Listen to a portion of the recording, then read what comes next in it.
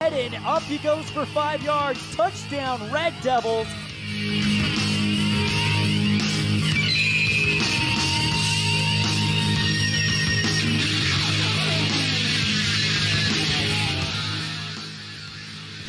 Welcome, Red Devil football fans, to a blustery, a rainy, and a beautiful October night football weather here in Evanston, Wyoming. The rain is coming down, but the teams are both on the field. It's Evanston versus Jackson on a First Bank of Wyoming presentation of Red Devil football on K9 and MyLocalRadio.com.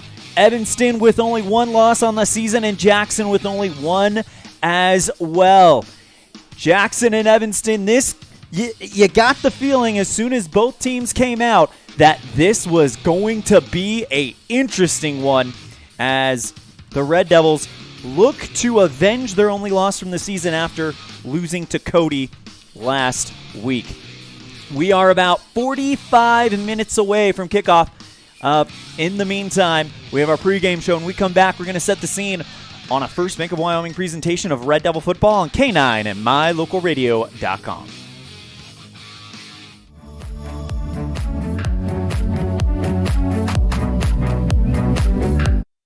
The best place to stay when you're in Casper, Wyoming is the Come On In Hotel and Suites.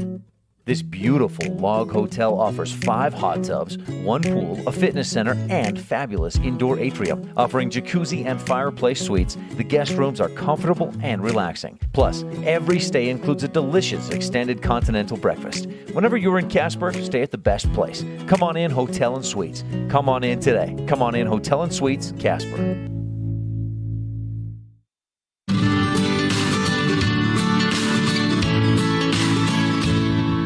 America keeps moving, and Auto Farm Chevrolet is here to help you keep rolling. Whether you need a brand new vehicle or service on one you already own, Auto Farm Chevrolet is here to lend a helping hand. Our certified mechanics are knowledgeable, and our sales team takes the time to get to know you and what your needs are. Stop in today, Auto Farm Chevrolet, 624 Front Street, Evanston. Evanston's community-driven dealer.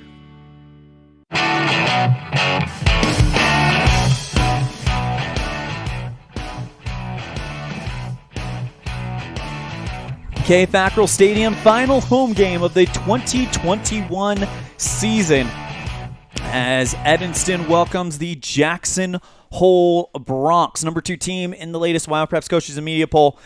Before we continue with our scene set, we need to go ahead and knock some things out for today's broadcast. Number 1, we are shooting through the windows of the press box with the window closed because of the rain coming down. We need to preserve our equipment so we can continue to not only bring you Red Devil football, but every Red Devil sport we can for years to come. So we need to take care of our equipment. So we apologize if the video is not great or clear or perfect, but we do need to preserve our equipment, and we're going to give you the best broadcast possible. Also, because of that, window's not open, so we don't have a crowd mic as well. So we will do the best we can to kind of set the scene here. Because of the rain, it's a very low-attended game, so we expect a lot of people are listening on K9 and MyLocalRadio.com. Let's go ahead and set the scene for today's matchup. First, for the visiting Jackson Hole Broncs, ranked number 2 in the latest Wild Preps Coaches and Media Poll. The Broncs are coming off a 9-3 season, 4-1 in the 3A West. That was good enough for the number 2 seed in the playoffs. The Broncos lived up to the favorite billing as they beat Riverton in the quarterfinals, 61-38, edged out Douglas in the semis, 21-14. The Broncs matched up with the Cody Broncs on November 14th, 2020 in the state championship, where Jackson's dream season would come to an end, falling to the Broncs 34-13. So far in 2021, the Broncs look to be a team to beat yet again, bringing back almost everyone from the run to the state championship game last year. Led by quarterback Sadler Smith, who ranks number 1 in 3A in passing yards, averaging 324 yards per game. Also, Teton County is the home of the number 1 rusher in 3A, Brody Hasenack, 132 yards per game, and of course, the number 1 receiver in 3A, the big target, Coulter Dawson, at 105 yards per game. This Jackson team comes in as the number 1 overall offense in 3A with 488 yards per game. There is no other way to put it, but this Jackson team has its own version of the 90s Dallas Cowboys triplets. Jackson comes into K-Fackrell Stadium tonight with a 5-1 record, 2-0 in the 3A West. Last time out, the Bronx hosted the Green River Wolves and left the field with a dominating 53-12 victory. Evanston, on the other hand, couldn't be more different. As the Bronx hang their hat on a balanced offense, much of the credit for the Evanston's turnaround goes to the defense and the efficient rushing attack of Evanston, which I've taken to call the Hydra, led by quarterback Jackson Moore and running backs Carson Knight, David Perez, and Peyton Vernon. Last week, the Red Devils did experience their first loss to that same Cody team that beat Jackson in the state championship, and Coach Burton has called that a wake-up call. Tonight, against another favorite, it will present another challenge for the Red Devils. As previously mentioned, Jackson QB Sadler Smith leads the number one passing game in 3A. The Red Devils passing D has struggled with that, allowing 177 yards per game in the air. But on the ground game, which will come into play tonight because of the weather, it will be a little bit different. On defense, Jackson is number 2 in rushing defense, allowing 64 yards per game on the ground. Evanston not far behind at number 4, only allowing 34 yards more per game. On the offensive side of the ball, this is where separation could happen. Even after last week's 227-yard performance in the 49-14 loss to Cody, Evanston has dropped down from number 1 only down to number 2, still averaging 278 yards per game. That is almost 120 more yards than Jackson averages on the ground. According to Max Preps, this is the 5th matchup between these two teams dating back to 2007. Jackson leads in that span, 3 wins to 1. The last time Evanston beat the Bronx was on October 20th, 2017 in Evanston. Final score 63-16. That is what it looks like here at K-Fackrell Stadium as the rain continues to pour down. Looking at the uniforms of the Red Devils, you can tell it is a soaking rain. We also have strong winds blowing from the right end zone to the left end zone. So straight ahead, one team will be playing in the wind tonight. The other one will be playing with the wind. That's what it looks like here at K-Fackrell Stadium. We're going to step aside, and when we come back, we'll continue our pregame show on a First Bank of Wyoming presentation of Red Devil football on K9 and mylocalradio.com. At Ellingford Brothers, we're known for an excellent steel shop and quality cement. We also provide other products all year round. Sand and different sizes of gravel for road base and landscaping in the summer and fall. Traction in the winter and mud control in the spring. Bark for landscaping in the summer and winterization in the fall. And topsoil. Spring, summer, and fall. Prices are always honest. Pickup or delivery. Ellingford Brothers, your year-round source for so many things. Stop in today at 221 County Road in Evanston. They say the 3 most important things in life for many people are their faith, their family, and their high school sports. And not necessarily in that order. Advertise where you'll get noticed. Call My Local Radio and become a sports advertiser today.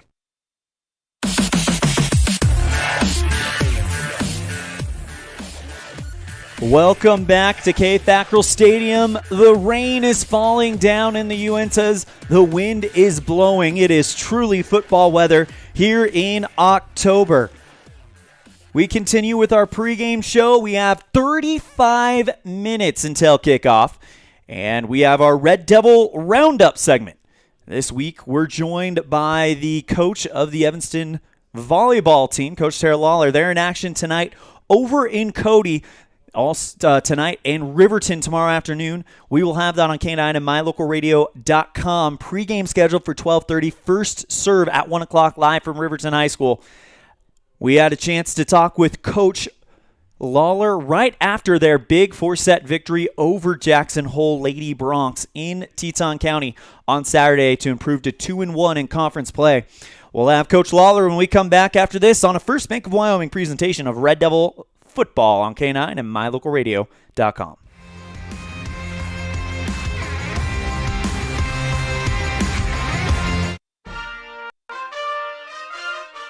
Nothing makes your kid feel like a superstar more than seeing his or her very own Fathead in the stands.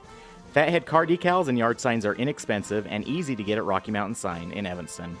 Whether it's for the big game or to cheer on the high school band, our children make us proud in so many ways. Show your pride today.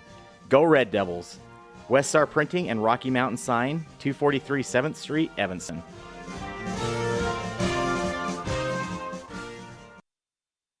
Wyoming is unique. When it comes to high school sports, we might travel 6 hours to a game, but when we get there, we know the other team, their parents, and the coaches. Wyoming is like one small town with really long streets. When your travels take you to Evanston, always stay with your friends at the Best Western Dunmar Inn. Clean, comfortable rooms, a restaurant serving healthy, delicious food, and breakfast is always included. If you're bringing the team or following the team, stay with us every time you're in Evanston. The Best Western Dunmar Inn.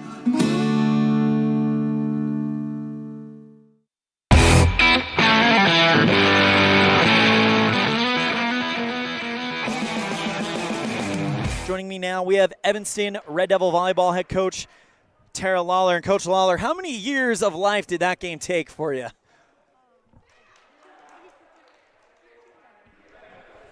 I'm sorry, had you turned down for a second. Go ahead. Many. An absolute, it felt like a marathon at points, especially looking at how you guys took care of them in sets 1, 25-11, and set 2, 25-8. Sorry, I get that backwards. 25-8 in set 1, 25-11 in set 2. But then Jackson really pushed you guys. Is it good for your team to kind of see really close matches like that in that set where they was just back and forth the rest of the way? Yeah, I mean, our girls fought. Tons of credit to Jackson. We knew not to underestimate them. We knew it was going to be a fight. We saw them in Star Valley, 3 weeks ago? And we played them in 3 and pulled it out, but they have that tendency to go on those long runs, and I didn't like you counting out how many points she made in the run. That's just like, don't do that. But I'm proud of our girls' composure, and the last time we've been pressed like that was really against Star Valley and Natrona, and we weren't quite so gritty. And so I like that we were gritty. We still need to do a better job of when the pressure starts to mount, we do start to get a little more isolated on the court. You almost could draw circles around 6 individual girls instead of one big circle around the mass, and they stopped making eye contact. So in that timeout, we just said keep making eye contact and keep talking to each other. And we had some key plays at key times, and that was a great short serve on Stacia, and I'm glad to get out of here with a win. Absolutely. And then, of course, you guys will have the better part of a week off. You guys are back in action against Cody. Cody, one of those programs that keeps peeking their heads out as being one of the tops in the West. How excited are you guys to go on the road to take on a top flight program like the Phillies? I love playing at home, but last week kind of taught me that Casper trip was really good for us, especially with having then 5 days to build afterwards. So after this mini road trip to go home for 4 practices and then go on the road trip, we're looking forward to it. Our girls are in a really good spot right now, and that's fun to coach when they're being so coachable and so supportive of one another. So I'm excited to go see new teams. I love the fact that we're going to go play 2 teams that we haven't seen all season. Coach, I didn't ask you about it in the pregame because I didn't want to jinx it, but thank you. You guys come in as the number 4 team on the new WYO Preps Coaches Media Poll. First time that this team has been ranked in quite a while. What were the girls' reaction to kind of getting that credit that they are being recognized as one of the top, not just in the West, but the entire state? Honestly, it was never mentioned. They know. I sent them a photo of it, and not a word was mentioned. I think it's good for them to know, but I didn't vote for us. So whoever did, thanks. I appreciate it. It wasn't that I didn't vote for us. I didn't vote for anyone this poll. I missed it. Busy planning our practices, but typically I do, and I'm pretty reasonable. But somebody gave us a first place vote in the state, so thanks. But we need to earn it. We have work to do. We still have. We need to work on consistency. We can't allow anyone to get an 11-point run on us, and it's great that we were able to dig ourselves out, but it would be even greater if we never got in that hole to have to dig out of. What can you say about the 2 hitters for Jackson? Bella Santamaro, it's the last time you'll see her in this building. Carson Breeding, only a sophomore. She's going to be someone you guys have to deal with for a while. But what can you say about the performance that Jackson, specifically those 2 girls, put on tonight? Yeah, the whole team, they do a really nice job. Bella, we've watched for 4 years, and she's developed. I don't know the other girl's number 8. Carson Breeding. Okay. When she moved in last year, we knew. We heard she was a California club kid, and she definitely has played a lot. I think their libero is amazing too. I mean, we had some nice swings, and she read it really well. So they're a good program. They've been building. I feel bad that their coach is in quarantine, but I'm thankful, like I said, to leave the building with a win. That's a good point. I didn't realize that because I didn't recognize the coach for Jackson down on the bench, so I was wondering if my memory was serving me incorrectly, but thanks for clearing that up. But Coach, you guys, like me, got the long drive to make back to Evanston. Still a decent hour, probably going to get there before the sun goes down. Thank you so much for the time. Congratulations on the big win. We will talk to you. We're going to miss the game in Cody because of football, but we're going to catch up with you guys in Riverton in a week. So congratulations on the big win. Good luck, and we'll see you later. Thank you. Thank you for traveling up.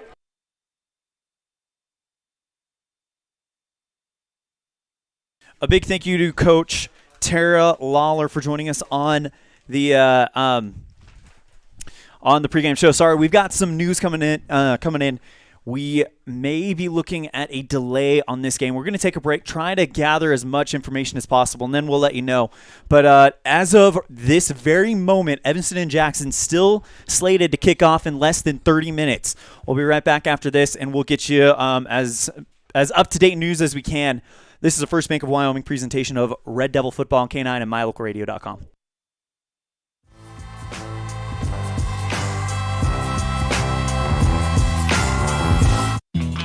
Gee, Tommy, you look amazing. Did you try something different with your enamel? No way. I wouldn't do anything to alter these pearly whites, but I did see Dr. McKay Frankham, who told me if I didn't floss, I could miss up 35% of food particles. Really? You told you that? Yep, and you know what? He's 100% right. I started flossing, and now I look better than ever. Wow, I want to see Dr. McKay Frankham. Well, give him a call. 307-789-8910. Easy to remember, right? That's super easy. Dr. McKay Frankham at 307-789-8910. I'll call today.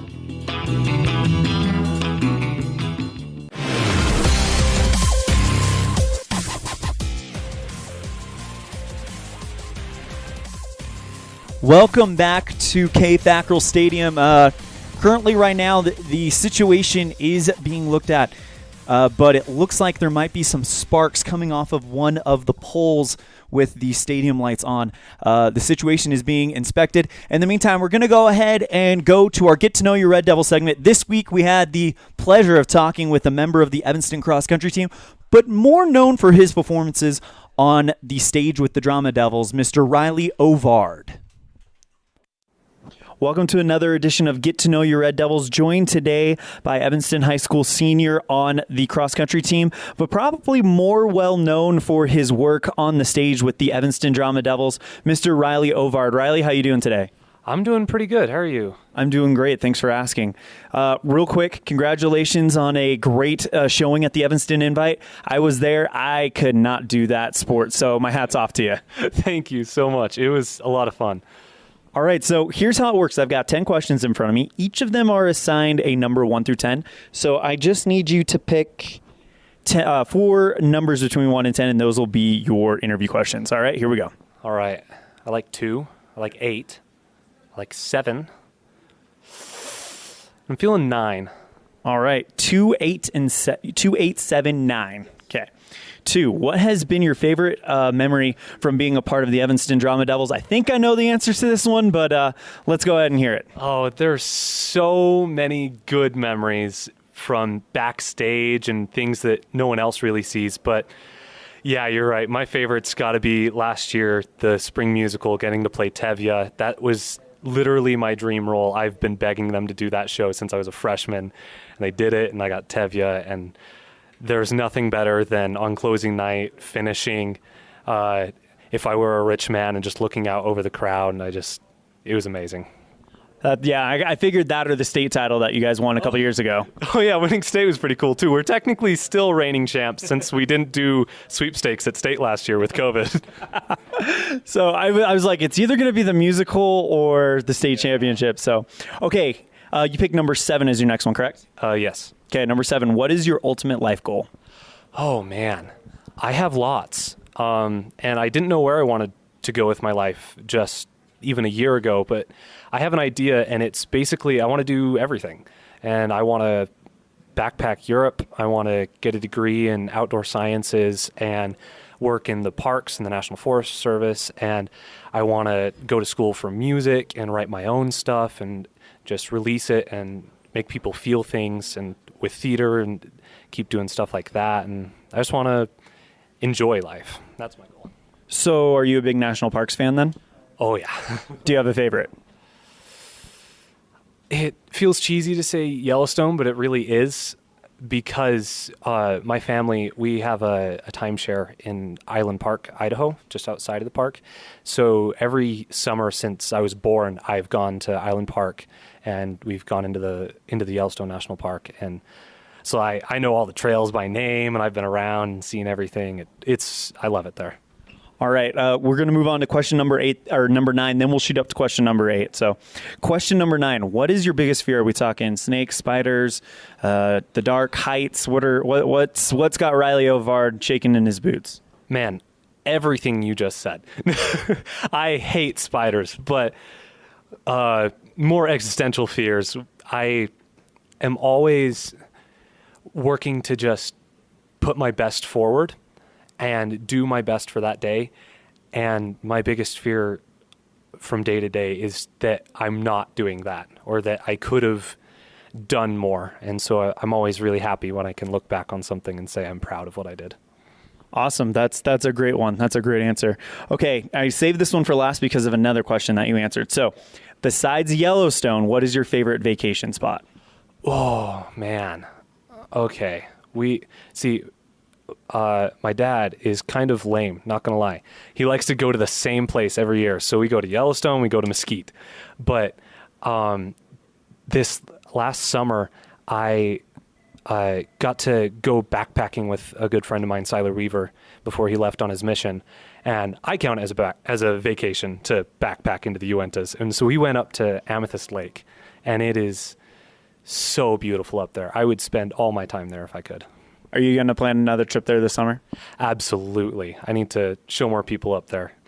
That sounds like a great spot. That is Riley Ovard. He is our guest on Get to Know Your Red Devils, the Evanston High School senior. Riley, thank you so much for the time. Anything else? No, just I hope everyone listening is having a great day, and tell someone you love them. A big thank you to Riley Ovard. By the way, such a great message at the very end of that interview. His message to you, tell somebody you love them. I think that is a great way to close up the interview. The situation here at FACKRELL Stadium is, as of right now, this game is going to be played, so we are going to continue as if it's going to be played with our pregame show until told otherwise. So we're going to go ahead and step aside. When we come back, we're going to hear from the coach of the Jackson Bronx, Mr. David Joyce, on a First Bank of Wyoming presentation of Red Devil football on K9 and MyLocalRadio.com.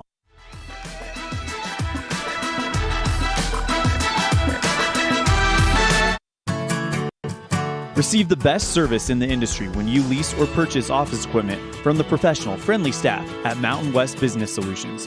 With a guaranteed quick turnaround time, we will save you money, time, and energy with quality products and customer service that is unmatched in the industry. Serving customers in Wyoming and Utah, Mountain West Business Solutions is a local company with a toll-free number, 866-583-9925. Call us today. As high school sports fans, we know that sometimes you have to drive a long way to get to the next game. If you find yourself on the side of the road, remember that Freeway Tire in Evanston offers service calls and roadside assistance 24 hours a day, 7 days a week. It's a great idea to have your vehicle serviced, tires checked, and oil changed to make sure it's in top shape before your next long drive. Visit Freeway Tire today, your locally owned and operated tire shop. Freeway Tire, 217 Bear River Drive, Evanston.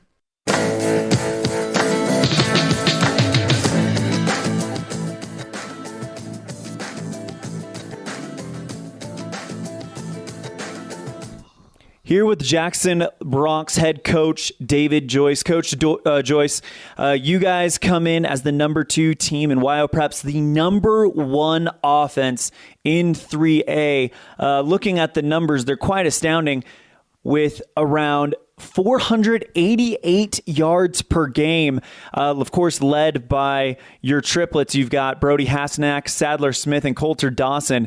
And that's not even touching the really great wideouts that you guys have. What is it about Jackson Hole football that just continues to churn out this top level of talent? Well, I would like to say it's kind of the way we practice in the system, the way we set it up from the lower levels. up in the off season and the work that we do. You know, we really don't have an off season. We start doing gym work, you know, in December and January, and that just continues a few days a week. So I'd like to say it's just the investment that we put into the kids from, you know, 6th grade on up year round. You know, we're developing those finer skills, but we also have some just naturally good talent in, you know, Coulter Dawson, Nate Kuipert, and Sam Scott, Brody, and, you know, Sadler. Those are some special players that don't come along very often. So we're pretty fortunate to have those guys this year. You look at your roster, and there's a lot of seniors on them with a lot of experience. Does this feel like a year that Jackson football has been building to for quite some time? Yes, you know, in 2019 we had a big class, and we kind of ran into Star Valley, one of the best teams they probably ever had, and they were just loaded top to bottom. I think that class finished with a 29-game win streak down there in Star Valley, and we had a really good team as well with a lot of seniors, and it kind of built up to that culmination game in the semis, and they ended up knocking us off. And, you know, it's kind of the same thing this year. We got a group of kids that have played together since they were in 4th grade that are really tight-knit and just building up to their senior year. You know, there's a lot of time in the saddle for these guys together, so to speak, and so we're hoping that they can finish, you know, on a successful note. Coach, you guys come in to Evanston 5-1. What are you seeing from them in preparation that makes them different to prepare for compared to other teams that you guys have seen? Well, they run the triple option, and you know, good thing is I've had the coach triple option, you know, in Arkansas my last year there. I ran a 1 state championship running their offense, and so, you know, you have to prep different for a triple option team, and I'm pretty well versed in the offense. You know, just going through the whole Paul Johnson Naval Academies. I mean, this you know, so you have to prepare for them differently than every other week. You know, your practice schedule changes. You know, you're playing assignment football, and you know, they're operating at a higher level this year than in years past, and playing some really good defense. And you know, you got to stop their fullback and their quarterback, and then everything else, you know, you got to just hold on to. But those are the main components that you got to work on. It's been quite the rise for Jackson Hole football, an 0-9 season in 2017, and then every year from there on out, a trip to the semifinals at the very least. You guys made it to the finals last year. You guys seem to be taking one step forward every year. Does it feel like there might be some unfinished business for Jackson Bronx at the state championship tournament?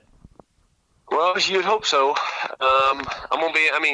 To be honest with you, once you get there, you don't focus on anything other than just that singular moment right in front of you.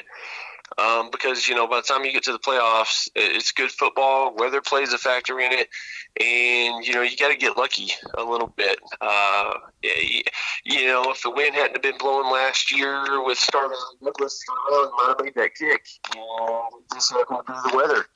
And, you know, the ball could bounce. You know, we beat, Douglas 21-14. And if the ball would bounce the other way just one time, it might have been 21-14 Douglas. And so, yeah, you want to get back there and you want to improve on what you did last year. But, man, when it comes to playoff time, it's good teams, it's weather, it's a little luck, it's who's healthy. And so you really just got to block everything else out and just focus on this moment right now in front of you, this rep, this practice, this session in the practice, and just kind of take it one step at a time. Otherwise, you can get off track pretty quick. That's Coach David Joyce, head coach for the Jackson Hole Bronx. Coach, thank you so much for the time. Safe travels down to Evanston. Anything else? No, I'm just hoping it doesn't rain like it's supposed to, like it's calling. Welcome back to a First Minko Wyoming presentation of Red Devil Football and K9. It's kind of humorous that Coach Joyce ended his interview. I just hope it's not raining. I don't think he got that wish as the rain continues to come down here at FACKRELL Stadium. We are about 14 minutes away from the scheduled kickoff of Evanston versus Jackson. When we come back, we're going to continue our Coaches Show on a First Minko Wyoming presentation of Red Devil Football on K9 and MyLocalRadio.com. In May of 2019, Uintah County School District Number 1 became the first school district in Wyoming to achieve a certified Level 1 on high reliability schools by the Rosanna Leadership Center. We're focusing on 3 levels. Level 1 is a safe and collaborative culture. Level 2, effective teaching in every classroom. And Level 3 is a guaranteed and viable curriculum. We are certified Level 1 in safe and collaborative culture. This is Superintendent Ryan Thomas. Congratulations to everyone in our district. Keep up the great work. Uintah County School District Number 1, Pathway to Excellence. What do you do when you lose a tooth? Put it under your pillow. Under my pillow. Like a treasure chest so you could put it in. Why do you do that? Because then the tooth fairy comes. For the tooth fairy. So the tooth fairy can come get them. And then what happens? I get money. We may not be the tooth fairy, but we can still take care of your teeth. Bear River Dental in Evanston.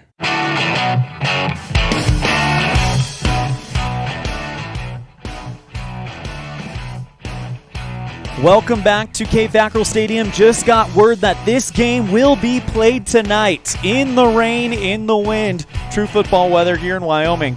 You can't really tell, but we're shooting through the window.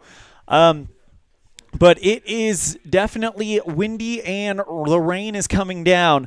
Evanston versus Jackson, and the Red Devils with that running attack. This kind of helps them out a little bit, and it would be a welcome, I guess you could say, welcome circumstance for the Red Devils after the loss to Cody, which Coach Burton called a wake-up call. We will hear from Coach Burton when we come back after this on a First Bank of Wyoming presentation of Red Devil football on K9 and MyLocalRadio.com.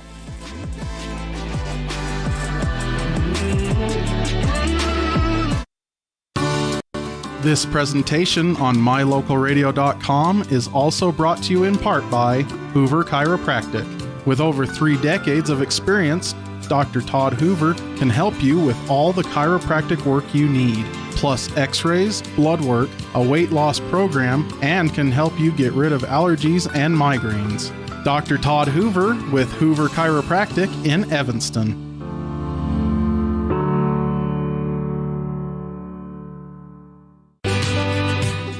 Time flies, especially when you're having fun. This is Jeremy Rex, manager at T-Bar S in Evanston. It's hard to believe that we've been here almost a year with our new management team and staff. Did you know that you can have your vehicle detailed, your windshield replaced, chip repair done, or get your trailer refinished or rewired at T-Bar S? Of course, we are a full-service collision repair shop, too. You can even change your oil and your brakes. Visit T-Bar S today. Let T-Bar fix your car. 515 County Road, Evanston.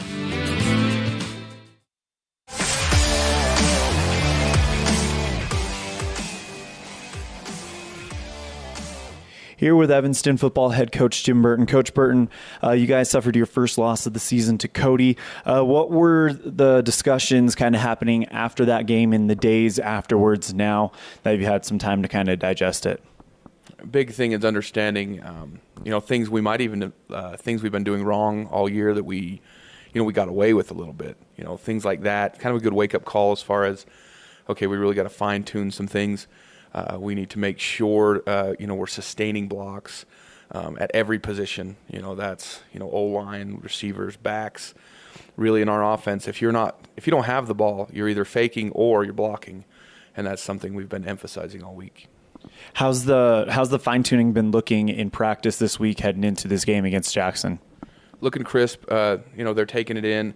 It's hard to take to have a loss like that and then refocus, but I think the kids have done well. You guys will take on Jackson, and they really kind of bring in the triplet. Smith is a great quarterback. Hassanak, he runs the ball really well. And then, of course, they've got Coulter Dawson, the big receiver. What's the plan to limit those guys? Big thing is make sure that our coverage is sound and that we can get to the quarterback. Like I said, if we can move him off his spots, I think we can be more effective and hopefully get some turnovers. Coach, you guys come in with a very good rushing offense. Running the ball seems to kind of been the bread and butter of the Red Devils this year. How are you guys hoping to get some points on the board against this stout Jackson D? Again, big thing is taking what they give us. If they're going to let us run the ball, we're going to do that and keep marching and take care of the ball. If they have opportunities where they open up in the passing game, we're going to take them. It's the final home game of the 2021 season. I can't believe I'm saying that. The season's kind of flown by. What would you like to say to the fans here in Evanston about this year before your final game in front of them this year? It's been great. Having a big stadium full of people is a lot of fun to play with. It helps. I know it seems weird to say that, but it helps a lot to have people there and be passionate and just thank you. Coach, you guys have lost to Jackson the last 2 times you guys have faced them. What are some things that you guys are seeing in scouting that have made Jackson different to prepare for? Well, this year they've got they've been throwing the ball well the last few years, but this year it seems like they're focusing on that. And so that's something we have to take into account. And again, you can't discount the running game. The quarterback is agile. He can run. He's a bigger guy. He can still get there. And Hasenak is a pretty dang good back. I mean, all-state, I believe the last year, maybe 2 years. That's Coach Jim Burton, head coach for Evanston Red Devil football. Coach, thank you so much for the time. Anything else? Go Big Red. Go Big Red. You heard it from Coach Burton as the Red Devils get ready to start their final home game of the season. Just a reminder, because of the weather, we are not going to have the camera out the window, so we are shooting through the window. The window is not open because we need to preserve our equipment, so we won't have crowd noise, but we will do the best we can to paint it. Welcoming to the broadcast, we have Parker Burton, who's going to bringing you the great camera work on MyLocalRadio.com. We are less than 8 minutes away from kickoff. Evanston versus Jackson. This is a First Bank of Wyoming presentation of Red Devil football on K9 and MyLocalRadio.com.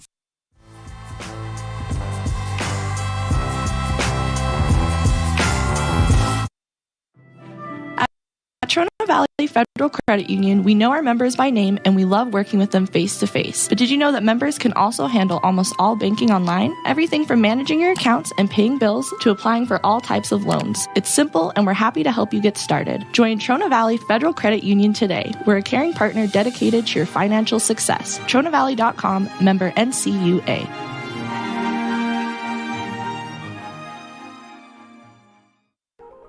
This is Colt Hamilton with Rocky Mountain Yeti Evanston. I'm excited to announce our new Legendary Leadership Award. Each month we are going to be giving away $1,000 to a local legendary leader. We need your nominations. We want to start giving back to people that have stepped up to keep our community thriving. Nominate anyone from leaders among our schools, healthcare workers, first responders, and so on. Who do you know that has made an impact in our community? Together, let's recognize and reward people that have made a difference in your lives. Email me your nominations at leaders@RockyMountainYetiEvanston.com or click the link below. Again, that's leaders@RockyMountainYetiEvanston.com. Doctor appointments. In bed before I fall asleep. In the car waiting to pick up my kids. We can even do it after breakfast. We all lead busy lives. Online appointment scheduling puts you in control. In just 90 seconds, you can make an appointment with a primary care provider or specialist at evanstonanytime.com. Select the day and time most convenient for you. Enter some basic information, and just like that, you're scheduled for care. Schedule appointments for next day and beyond at evanstonanytime.com.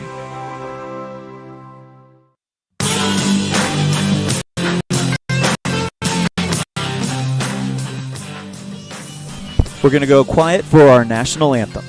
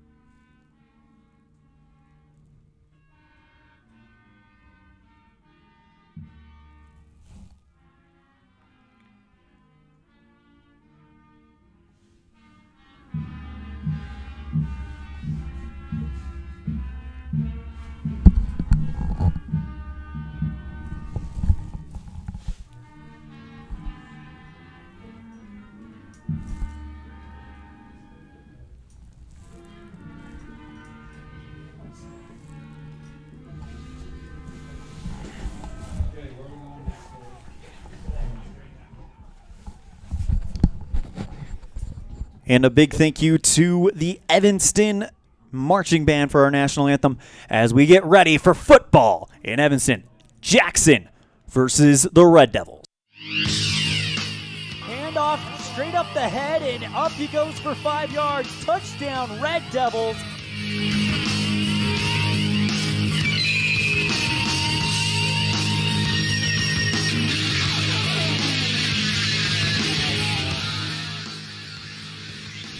Okay, FACKRELL Stadium, Evanston versus Jackson is the matchup here in the rain. And the Red Devils getting ready to come through in those home uniforms that I think look so sharp. It's the new red jerseys with the night white numerals. Jake Robinette standing at the front of the pack, gathering them, getting ready to run through the line of cheerleaders and classics as they are pumped up. Only one loss for Evanston this year as they run through.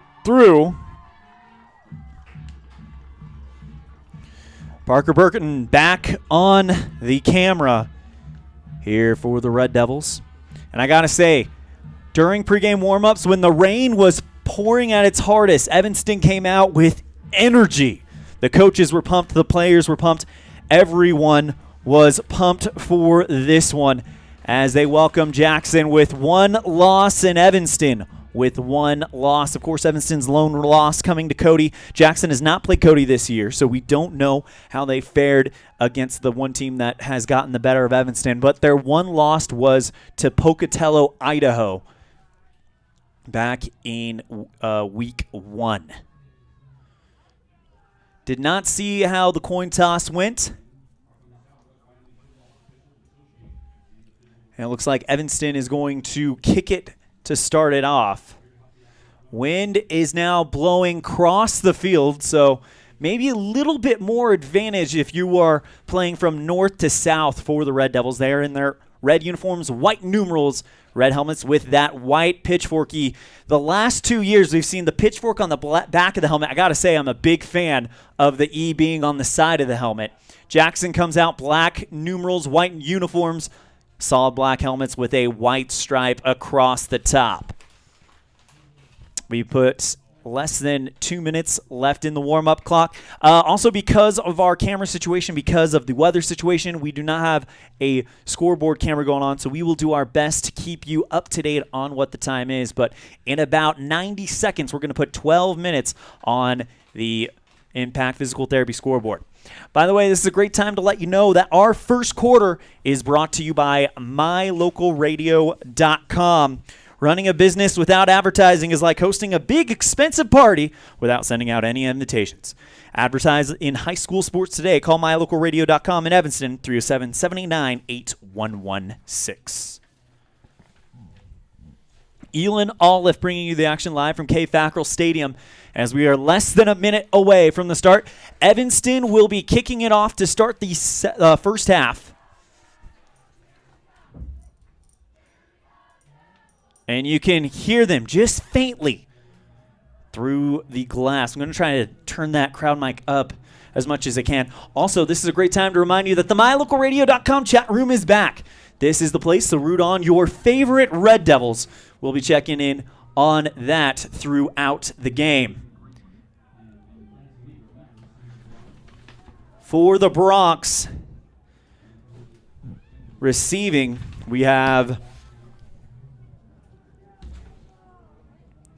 Aiden Grayland and Owen Jansen. Back to receive for Jackson. Evanston kicking north to south. So they are going to put Jackson into the wind. So not only are they going to kick to start the game, which means they'll get it in the second half, they are going to put Jackson into the wind. And then we'll see Brody Hasenack in that number 1 ranked offense in 3A, averaging around 488 yards per game.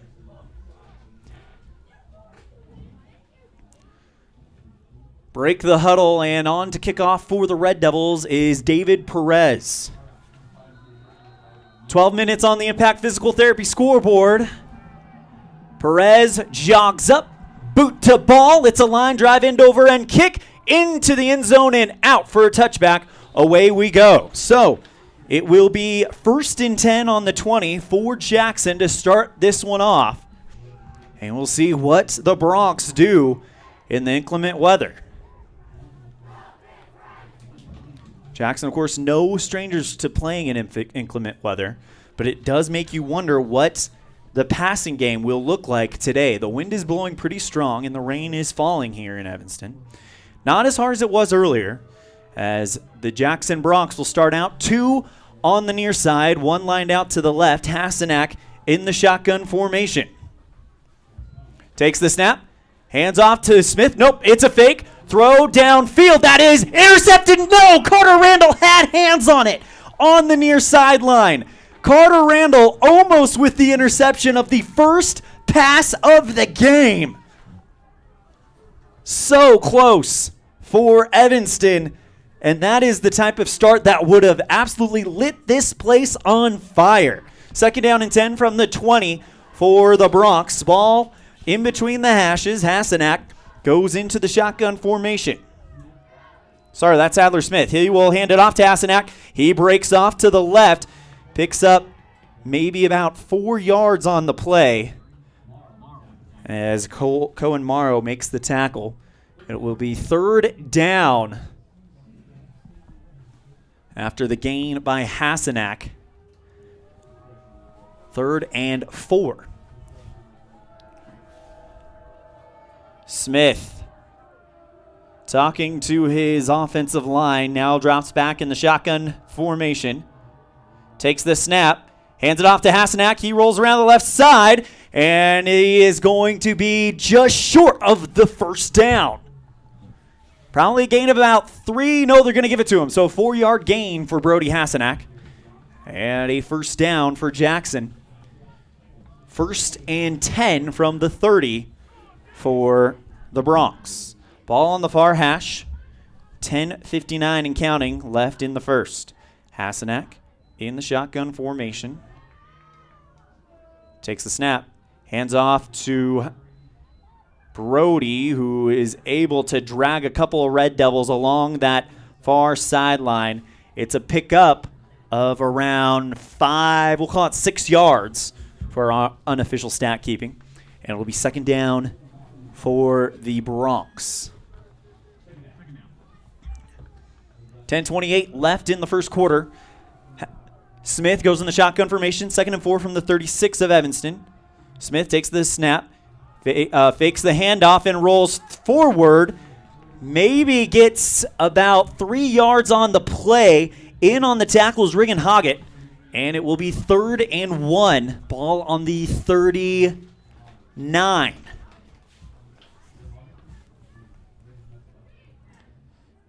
Sadler Smith, the quarterback for Jackson. 6'2" senior. Takes the shotgun snap, hands off to Hasenack, and he rolls forward, but is he going to get enough? Yes, it's a gain of about 2 on the play. So Brody Hasenack picks up the 1st down, and moving the ball well is Jackson. It's 1st and 10. Shotgun formation, ball on the 43 of Evanston. Smith takes the shotgun, dropping to pass. Here comes the pressure. He's got to step up, and he takes off running with it. Gets to about the 45. So a gain of about 3 on the play. So Sadler Smith, when they get down 2nd down, they got to get across the 50 to pick it up. Ball between the hashes, 9:06 to play. No huddle for the Broncs, 2nd and 6 from the 47. So 4-yard gain for Smith. He changes the play, drops back in the shotgun formation. Hasenack standing to his right. Ball in between the hashes. Takes the snap. Hands off to Hasenack. He takes off along the far sideline. Gets stopped around the 1st down pylon, so they'll pick it up. 6-yard gain for Brody Hasenack. And another 1st down for Jackson, who is doing a great job moving the ball on the ground.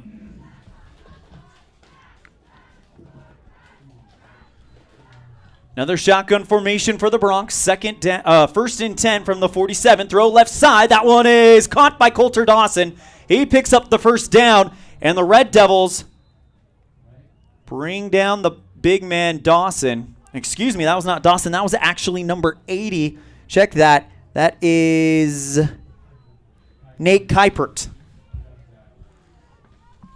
1st and 10 from the 35, so they go from the 46 to the 35 for a 9-yard gain. Or excuse me, 11-yard gain. Smith, shotgun formation, takes the snap, dropping back to pass. Here comes the pressure. There's a bunch of Red Devils in the backfield, and getting him in the backfield is Cohen Morrow. Big hit. It's a loss of about... Man, that's going to be a loss of at least 5 yards. To see if we got the instant replay on time, but Morrow does a great job making it happen for the Red Devils. 2nd down and long. Ball on the 40, so they lost 5 yards. It's 2nd down and 15. On the near hash, Smith in the shotgun formation takes the snap, looking to pass, hits a wide open man. That is Clancy Meager, who does not make it back to the original 1st down marker, and it's 3rd and long. Quentin Elmer makes the stop for the Red Devils, and it's 3rd and we'll call it 11. Big 3rd down, 3rd and long. If you can stop Jackson in this opening drive, that is huge. Shotgun formation for Smith. He's dropping back to pass. Looking downfield, and he's hit from behind. He goes down, and the ball is loose. It is picked up by the Red Devils. Carson Knight runs through and picks it up. They're calling it incomplete. They're calling it incomplete. I don't know. I'm not a referee, so I can't say I can make the call from the ground. But that looked like it was a sideways pass. Either way, it's going to be 3rd down and long, or 4th and long for Jackson. They are having a discussion about this one. Man, the discussion is not very long. They're going to move Jackson way back because there's a flag on the play. Jackson is moving way back. First penalty for the Bronx. We'll see what the call is. Intentional grounding on Jackson. 4th down. So 4th and long. It moves them almost to the 50-yard line. And here comes the punt team for the Bronx. Good start for the Red Devils. 4th and 23 coming up for Jackson. That is a big start for the Red Devils. Kai Barker and Brody Roberts back to receive. Back to receive for Jackson. Evanston. Snap is high, but is kicked away. It's a spinner right into the hands of Roberts. He goes right into Jackson. Man makes him miss and then shreds another one before he gets back to the 30. It'll be 1st and 10 Red Devils from their own 30-yard line.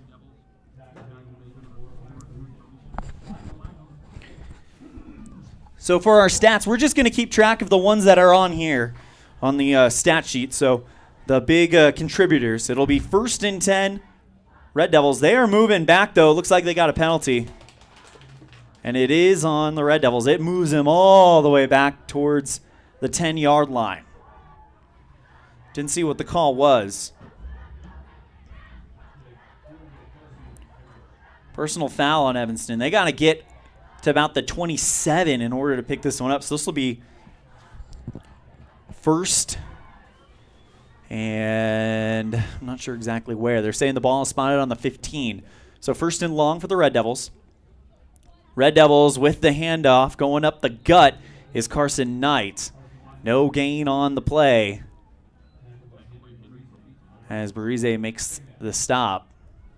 2nd down. And actually, no, we'll call that a 2-yard gain. 2-yard gain for Carson Knight. So 2nd down and long for the Red Devils. The scoreboard shows 2nd down and 8, so it must not have been a penalty that affected the 1st down marker. So 2nd down and 8 from their own 17 for Evanston. Moore surveys the field, goes under center, sends a man in motion. He fakes the handoff, keeps it, and rolls to his right side, hitting the backfield. Coulter Dawson in on the stop, really the solo stop for Jackson. Maybe a loss of 1. Maybe, oh, they're going to keep it. It's still 3rd and 8, ball around the 17-yard line. So Evanston needs to move the ball downfield. First third down that the Red Devils have faced tonight. Moore goes under center, ball in the near hash. He fakes the handoff, rolls to his left, and is wrapped up. Coulter Dawson has a nose for Jackson Moore tonight as he brings him down after a big gain, though. It's from the 8 yards, or 8 yards out from the first down, probably to about 4 yards. So a 4-yard gain for Moore. It'll be 4th and 4. Evanston has gone for it in the past. We'll see if they decide to do that here. 4th and 4, ball on the 21. And it looks like Jackson does send a man back to receive it. It is Alexi DiDanto. Kai Barker will put it away for the Red Devils. Ball on the 21. He's standing around his own 10. Snap right into the sophomore's belly, and he sends this one flying. It'll drop out of bounds around the 42-yard line of Jackson. So each team has had an offensive possession. Jackson showing they can move the ball downfield, but costly mistakes in the backfield resulting in Evanston sacks, and an intentional grounding penalty killed that drive. Evanston goes 3 and out in their first offensive drive. 4:42 left in the first. This might be a quick-moving game as the passing game does not look like to be much of an option here for either teams. But watch, just as I say that, Sadler Smith is going to try to air one out. He goes into the shotgun formation. He's got Hasenack standing to his right. He gives a fly pass to his man running around the far sideline. That's Clancy Meager, who picks up about 6 yards on the play. It'll be 2nd down and 4. And that's actually technically called a pass because it was one of those Patrick Mahomes-type passes where he just kind of lets it float in the air. Meager comes up around and makes the grab. 2nd down and 3. Ball on the 49. Hasenack takes the handoff, runs right up the middle. He's out across the 40 to the 35 of Evanston. So a 36-yard gain for Hasenack. Jackson Moore makes the stop. It's a fresh set of down for the Bronx.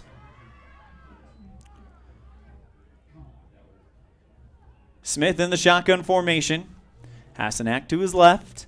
Takes the snap. It's another fly pass. Trying to trip him up in the backfield was Cohen Morrow. Running to the near sideline is Andy Melendez. And he does not get very far at all. No gain on the play. It's still 2nd down and 10 from the 35.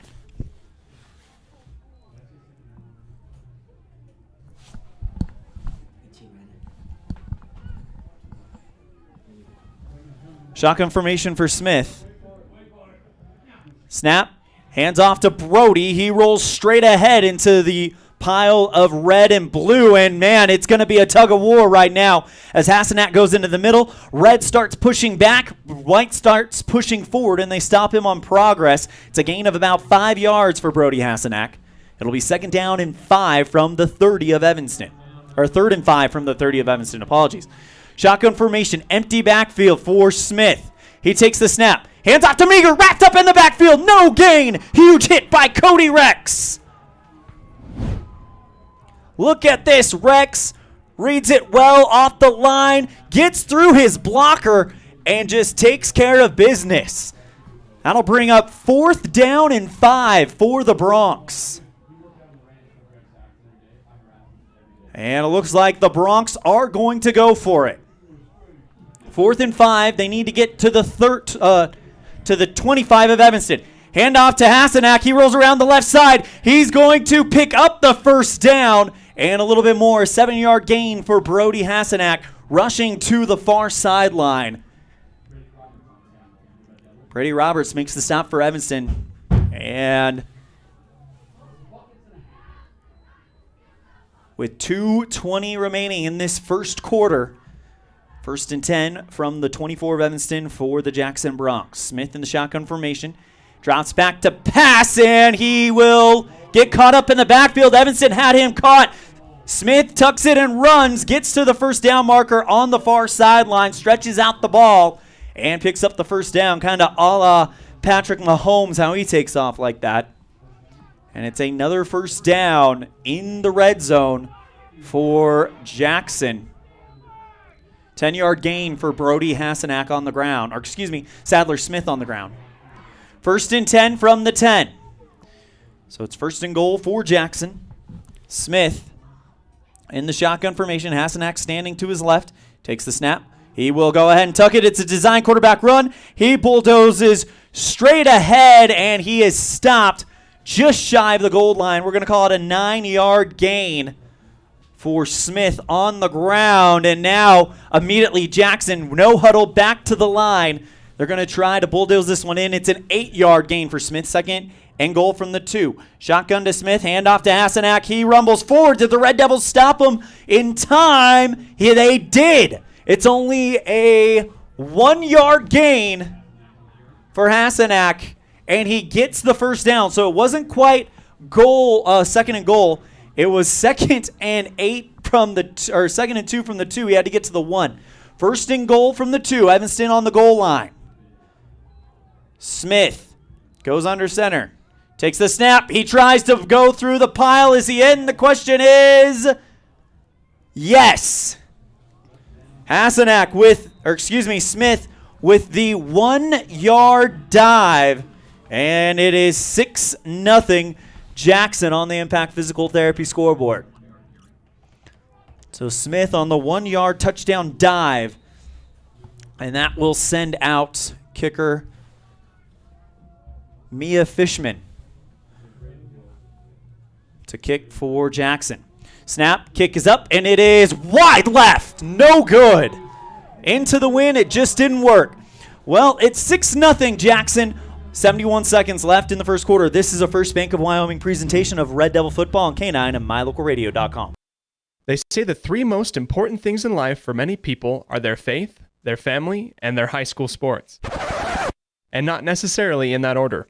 Advertise where you'll get noticed. Call My Local Radio and become a sports advertiser today.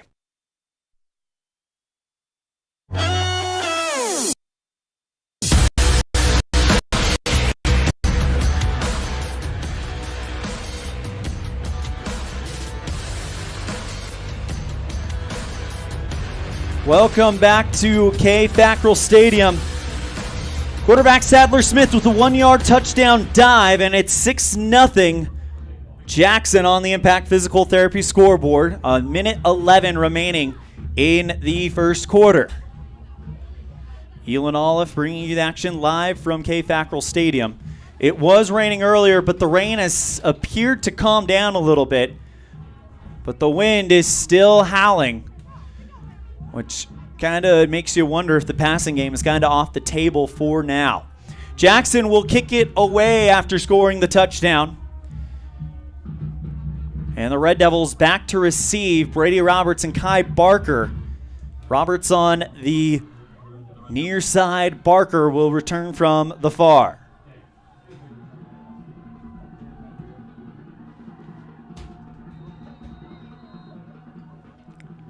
Kickoff by Jackson. It's a short one, and now it is way short. Fair catch called by Evanston's number 41, Cole Robinette, the sophomore, who makes the catch around the 35, waves off the defense, who was coming on strong. And it's a good starting position for Evanston. 1:09 left in the first as senior quarterback Jackson Moore runs out there. Jackson, 5'9", 145 pounds. Moore goes under center. It's a tight formation for the Red Devils, with the exception of Peyton Corney is split out wide right. Handoff and trying to roll forward. Nope, that's going to be Moore with the quarterback keeper. He is bouncing off of defenders, and it's another tug of war. And Jackson Moore picks up about 4 yards on the play. Good run by Moore, as that was earning every single yard for the 3-year varsity player for Evanston. 2nd down and 6. Ball on the 40-yard line. Actually, it'll be 2nd down and 7. Ball on the 37. They got to get out to the 45 in order to pick up the first down. So 3-yard gain by Moore. Jackson hands off to Kai Barker, who rolls forward. That was actually Carson Knight. He rolls forward. A big pickup by Carson Knight. We'll call it about a 4-yard gain. Knight in between the hashes, and the Red Devils not afraid to just kind of run it right through Jackson right now. 3rd and 3, ball on the 41. They got to get out to around their own 45 to pick it up. And that's going to do it for the first quarter. Well, 1 quarter through, and Jackson leads it 6-0. This is a First Bank of Wyoming presentation of Red Devil football. Again, your score at the end of the MyLocalRadio.com first quarter on the Impact Physical Therapy scoreboard. Jackson 6, your Evanston Red Devils nothing. We'll be right back after this on a First Bank of Wyoming presentation of Red Devil football on K9 and MyLocalRadio.com. The best place to stay when you're in Casper, Wyoming is the Come On In Hotel and Suites. This beautiful log hotel offers 5 hot tubs, 1 pool, a fitness center, and fabulous indoor atrium. Offering jacuzzi and fireplace suites, the guest rooms are comfortable and relaxing. Plus, every stay includes a delicious extended continental breakfast. Whenever you're in Casper, stay at the best place. Come On In Hotel and Suites. Come on in today. Come On In Hotel and Suites, Casper.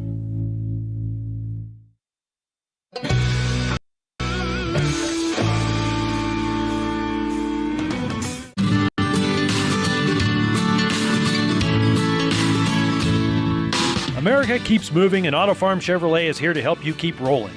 Whether you need a brand new vehicle or service on one you already own, Auto Farm Chevrolet is here to lend a helping hand. Our certified mechanics are knowledgeable, and our sales team takes the time to get to know you and what your needs are.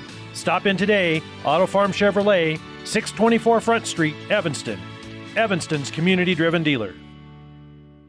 The Lumber Yard in Evanston caters to commercial and residential customers. They have all your DIY projects covered, including tool rentals. You can rent lots of things from tables and chairs to scaffolding and U-Hauls at the Lumber Yard in Evanston. Fully stocked and ready to help. Gain of 2 on the 3rd and short play. 4th and 1 for the Red Devils. And we got a flag in the backfield. And we'll see who it's on. 11:25 remaining in the second quarter. It's on Evanston. It'll push him back a while. And goes from 4th and 1 to 4th and 6. Ball on the 38. And it looks like Kai Barker will punt it away for the Red Devils. Evanston definitely a lot more positive yards on that drive as they came close. Snap to Barker. He sends a missile headed towards the 40-yard line, but it makes a turn back to the 35 and rolls out of bounds. So Jackson will take over around their own 35-yard line. 11:04 to play on the Impact Physical Therapy scoreboard. Excuse me, that's the 45-yard line. So Jackson with a pretty short field, only 55 yards. Looks like they spotted it more around the 44. 1st and 10 in between the hashes on that 44-yard line. Going out to the far side is the Bronx. Smith, really dirty uniform on for him. Shotgun formation. And there's a penalty on the play. And that's on Jackson all day. They know it too. They're backing up 5 yards. That'll make it 1st and 15. Ball on the 39 of Jackson. That's a big mistake if you're the Bronx trying to capitalize on an Evanston defense who has kind of come out and played very, very well. Yeah, it's 6-0, but Evanston has made some stops. Smith in the shotgun formation. Hasenack standing to his left. Snap right at the belly, and it's a play action. Looking to throws Hasenack. He's got trouble in the backfield, and he gets to about the original first down marker. Great stop on the play by Pate Burton, who was able to kind of make sure he didn't go any further. 2nd down and 10, 5-yard gain for Smith on the ground on a play that busted wide open. He's trying to look to see where he can pass it, but Evanston has done a good job getting pressure on the backfield. They just need to close it down. Shotgun to Smith, handoff on the jet sweep. He's taken off along the far sideline, still running all the way out to the 40-yard line of Evanston. Good pickup by Sam Scott, the wide receiver on the jet sweep. They go from around the 39-yard line to the 44 of Evanston, and we got a timeout called by the Red Devils. We're going to take it as well. 6-0 Jackson on the Impact Physical Therapy scoreboard. We'll be right back after this on a First Bank of Wyoming presentation of Red Devil Football on K9 and MyLocalRadio.com. The best cement comes from Ellingford Brothers in Evanston. They've been mixing cement for every type of job for generations. Major construction, road and bridge, cement blocks, foundations, sidewalks, curb and gutter, cement steps, septic tanks, and water troughs. No job is too large or too small. Make sure you get the best quality cement available at the best prices. Always get your cement from Ellingford Brothers. Call today. Ellingford Brothers, we know cement. 307-789-1515.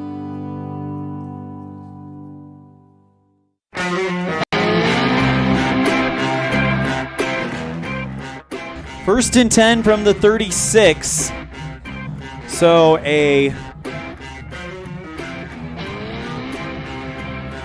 just shy of 20-yard gain for the receiver Sam Scott on the jet sweep. And then it's a timeout. So about a 19-yard gain is what we call it. First and 10 from the 36. And it looks like there was a conversation happening between the referee and one of the Evanston coaches. They're all bundled up right now. Can't really tell who's who. It looked like Wagstaff. Ball on the far hash. First and 10 from the 36. 10-14 to play in the first half. Smith in the shotgun formation takes the snap, and he hands it off to Meager. Rolling around to the far sideline, picking up the first down, brought down at the 20 by Jackson Moore.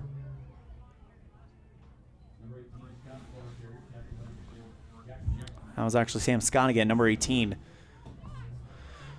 So a 16-yard pickup, first and 10 from the 20 for the Bronx. So wow, inside the 20. Take that back from the 16. That's about the 18, it looks like. Either way, in the red zone. Smith takes the snap, handoff, rolling around the right side, getting to that far sideline was Scott. Moore makes the play. So another run by Scott on the jet sweep, and it is stopped inside the 5-yard line. Kind of hard to tell from our angle right here. 15-yard gain, handoff to Hassanak. He rolls forward. Is he in the end zone? No, he's going to be just shy. Second down and goal from the 1. Ball on the far hash. Smith takes the snap, hands off to Hassanak. He tries to roll forward. Is he in? Yes. So Hassanak with a 1-yard dive, and it is 12-0 Jackson on the Impact Physical Therapy scoreboard.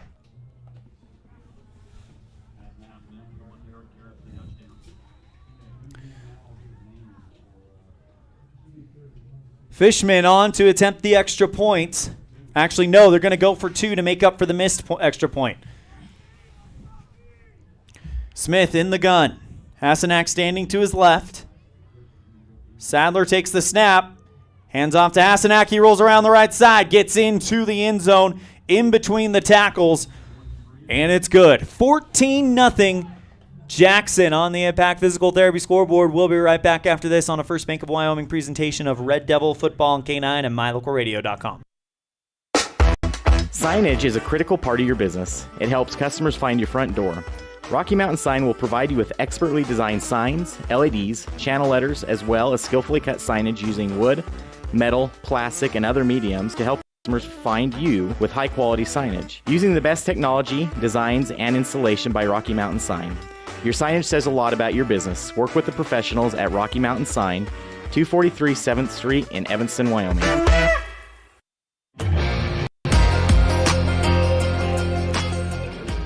Red Devils are going to get the ball back after a 1-yard touchdown run by Brody Hasenack, and they have to put points on the board. You cannot let this Jackson team get away from you like what we saw against Cody a week ago. Kai and Brady Roberts back to receive for the Red Devils.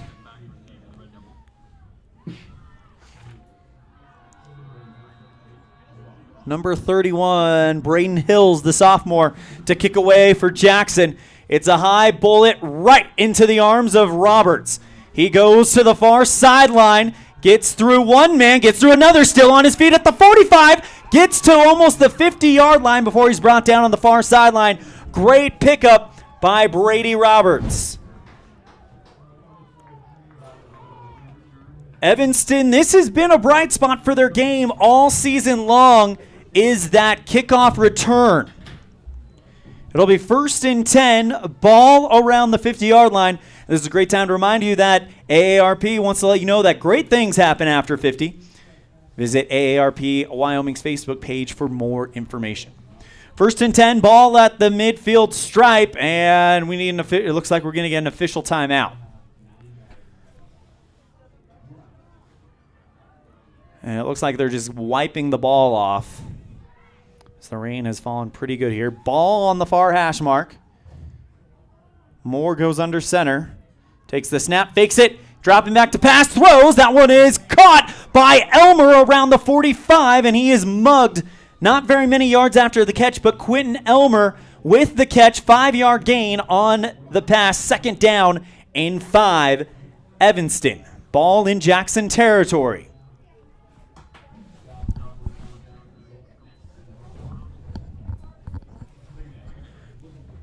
Second down and 5 on the 45 of Jackson. Moore. Nice short bullet pass over the top of the pack as Jackson goes under center. Takes the snap, pitches it to David Perez. He's off and running, and he just absolutely is mauled by a few Jackson players. That's a loss of 1 for David Perez. It'll be 3rd down and 6. Ball on the 44 of Jackson. Good to see David back in after the injury he suffered in Green River. Didn't see a lot of time against Cody. That might have been a big reason of what happened earlier. Ball in between the hash marks. 3rd down and 6. Ball on the 46 of Jackson. Moore goes under center. Dropping back to pass. He's got time. Throw left side. That is caught. No, it's in and out of the hands of Kai Barker. So close. That would have been a pickup on the 1st down for sure.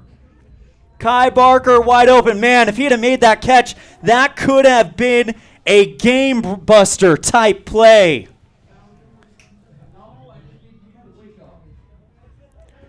Fourth down and 6. Ball on the 46 of Jackson. Going back to receive the punt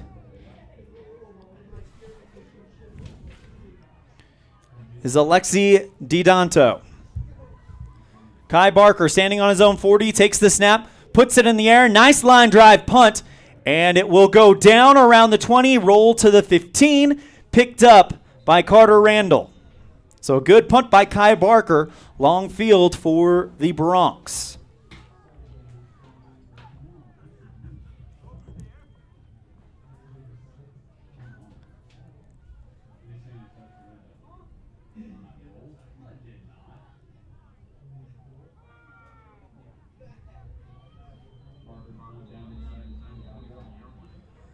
First and 10, and they must have moved the ball up. There must have been a penalty because now it's 1st and 10 in at the 24. Shotgun formation for Sadler, Smith, and Jackson. Trips lined up to the near sideline. He takes the handoff. He kicks it over to Scott. He rolls around the left side, makes the turn, gets to the 30, and is brought down. Pickup of about 9 yards on the play for Sam Scott. It'll be 2nd down and 1. 2nd down and 3, apologies. Ball on the 31. Shotgun formation for Smith. Takes the snap. Hands off to Hasenack. He rolls right through the middle of the pack. Picks up the 1st down. That is about a 5-yard gain for Brody Hasenack. Ball out to around the 35-yard line of Jackson. It'll be 1st and 10. Official spot oncoming. Smith in the shotgun formation. Fakes the handoff. No, he gave it to Hasenak on the jet sweep and sold quite a few people on it. Hasenak rounds off to the far sideline, makes the turn, and picks up 9 on the play. More on the stop for Evanston. And Jackson moving the ball fairly efficiently on this drive. 2nd down and 1. They got to get to around the 48-yard line. So looks like it's on the 46. And it's a direct snap. Nope, never mind. It's a shotgun snap to Smith, who rolls right through the tackles and gets to about the 44-yard line. So a decent pickup of about 8 yards for Sadler Smith. 1st and 10, ball on the 46 of Jackson. Far hash mark is where we find the action. Smith in the shotgun formation. Evanston needs a stop. Hasenak standing to his left. Sadler takes the snap. Hands off to Smith, to Hasenak, who trips on the play and falls down. Evanston quickly to jump on him. It's a loss of 1 for Brody Hasenak. It's 2nd and 11. Man, it's going to be more than a loss of, 2nd and 11 from the 47. 5:23 left in the first half. 14-0 Jackson on the Impact Physical Therapy scoreboard. Smith takes the pass, takes the snap, pitches it to a man on the run just downfield, Clancy Meager. And that's about a 6-yard pickup on the pass. It's another one of those fly passes where he just kind of pops it up, and the receiver runs in and takes it and takes off. 3rd and 4 on the 40. It's another fly pass, this time to Scott, who rolls around to the far sideline, gets to the numbers, and will pick up the first down and a whole lot more. Stopped around the 30-yard line of Evanston, so around a 10-yard pickup on the play. Fresh set of downs for the Bronx.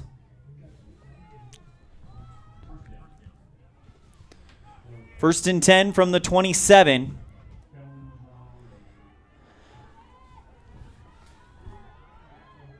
Shotgun formation for Smith. Takes the snap. Fakes the handoff to Scott. Instead, he goes right into the tackles.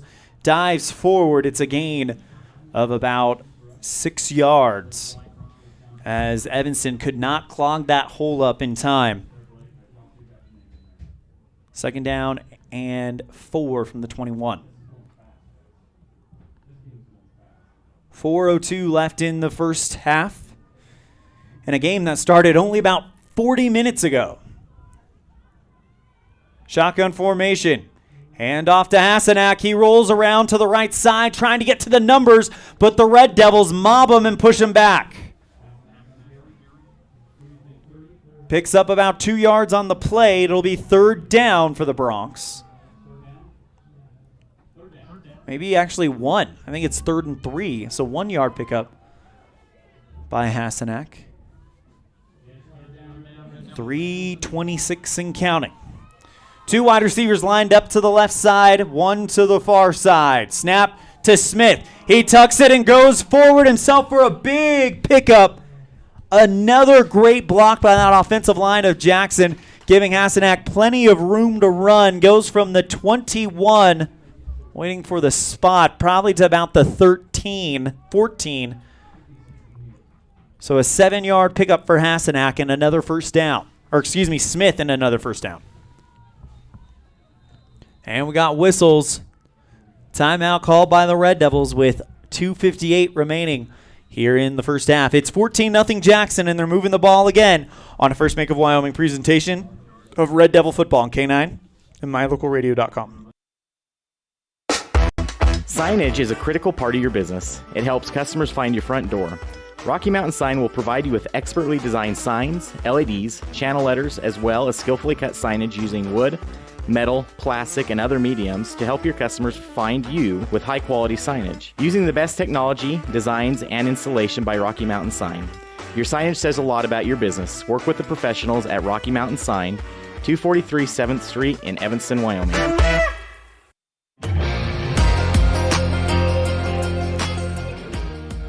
The rain has come down temporarily, so we've opened up the window to try to get you guys a better view. Parker, can you pan that way, see if that window pane kind of gets in the way, just to double check what's going on. Conversation happening between the officials in between in the middle of the field as Jackson continues their drive. 1st and 10. Ball on the 14 of Evanston with a minute 58 remaining.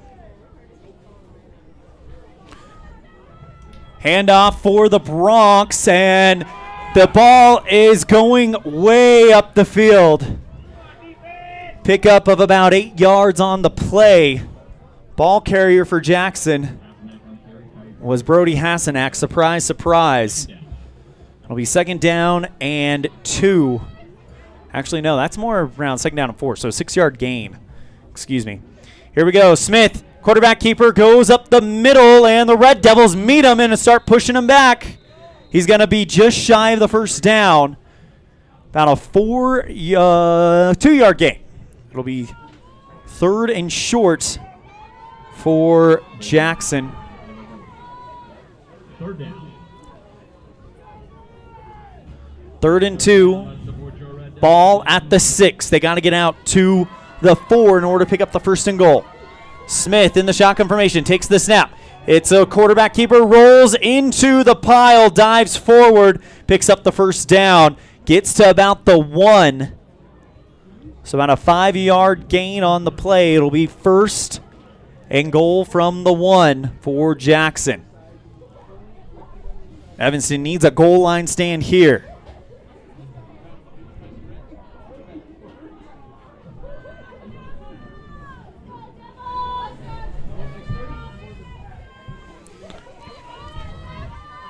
Smith in the shotgun formation takes the snap. Fly pass to Scott and wrapped up, but did he spin his way into the end zone? No.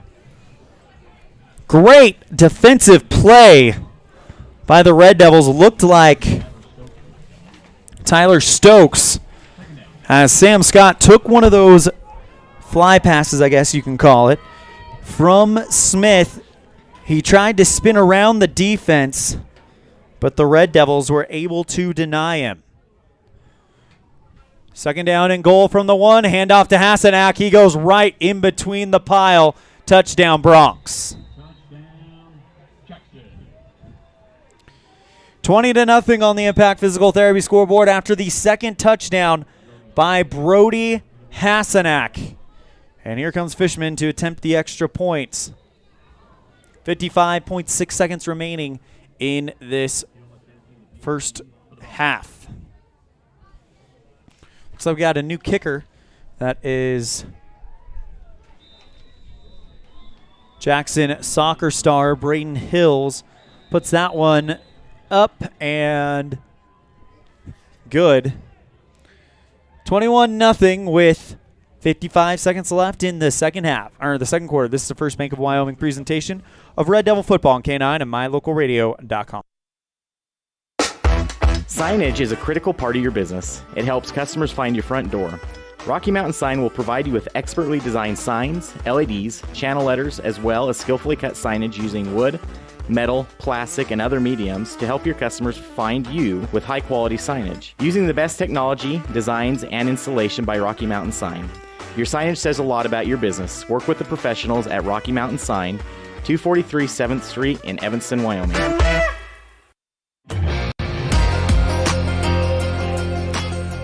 Less than a minute remaining in the first half. Evanston will get the second half kickoff, so the Red Devils have got to figure out a way to get some points on the board to try to double them up. Kick by Hills. This one, an end-over-end kick right into the arms of Quentin Elmer. He drops it, picks it up, goes to the 10, looks for a gap and finds it, but he only gets out to about the 26, 27-yard line. Looked like he had a chance to really take off, but he's taken out from behind by the shoelaces. And it's 1st and 10 Jackson. Or excuse me, 1st and 10 Evanston. Jackson Moore out to lead the offense. Ball on the near hash. Moore gets the play, runs out to his offense. And here we go. 48.5 on the Impact Physical Therapy scoreboard. Moore goes under center. Takes the snap. Fakes the handoff. Instead, he'll give it to Knight. He goes forward. Picks up about 2 yards on the play. Going right in between the tackles, having no problem getting the contact from that Jackson front line. Cooper Morrow running onto the field for the Red Devils. 2nd down and 5. Ball on the 30. Moore surveys the line, goes under center. Takes the snap. Hands off to Knight. Nope, that's a quarterback keeper. Jackson Moore out across the 50, the 45, near sideline 30. Takes a hit at the 25. Jackson Moore from the 30 to the 50 and to the 25. That is a 45-yard pickup for Jackson Moore. And this is what we were talking about. The big chunk plays for Evanston is how this offense runs. Timeout called. We're going to keep it right here. Red Devils deep in Jackson territory. It'll be 1st and 10 Evanston. By the way, we're on the right side of 50, and AARP Wyoming wants to remind you that great things happen after 50. Check out AARP Wyoming's Facebook page for more information. 1st and 10 from the 25 coming up for Evanston after the timeout. And this stadium, which has filled up after the inclement weather, is hoping that they can turn some momentum. And if you can get a touchdown here, there's 2.2 seconds left in the half, by the way. You can get a touchdown here, and then you can build some momentum going into the locker room. It's a 2-score game at half. That would be big for Evanston. It's 21-0 Jackson on the Impact Physical Therapy scoreboard, but Evanston with 2 seconds to work with. They're going to have time for one play, and that's about it. Moore goes under center. Takes the snap. Fakes the handoff, and we got a whistle. False start on Evanston is the call.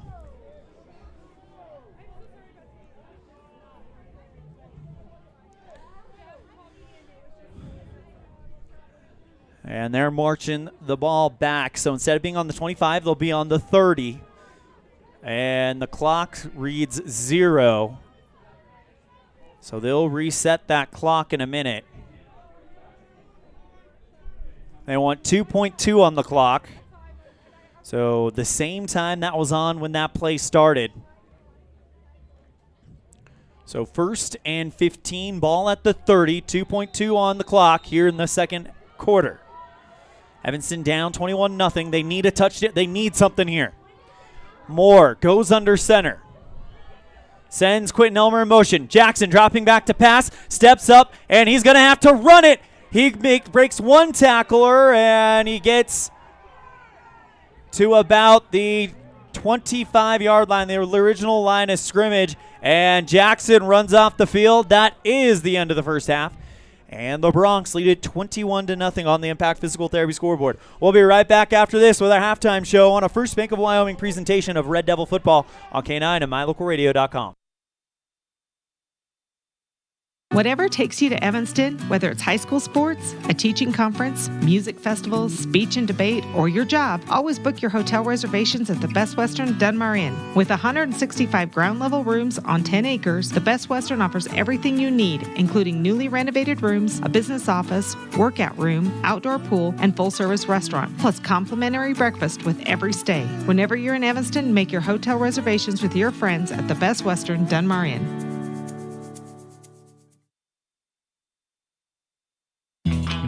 Tommy, you look amazing. Did you try something different with your enamel? No way. I wouldn't do anything to alter these pearly whites, but I did see Dr. McKay Frankham, who told me if I didn't floss, I could miss up 35% of food particles. Really? He told you that? Yep, and you know what? He's 100% right. I started flossing, and now I look better than ever. Wow, I want to see Dr. McKay Frankham. Well, give him a call. 307-789-8910. Easy to remember, right? That's super easy. Dr. McKay Frankham at 307-789-8910. I'll call today.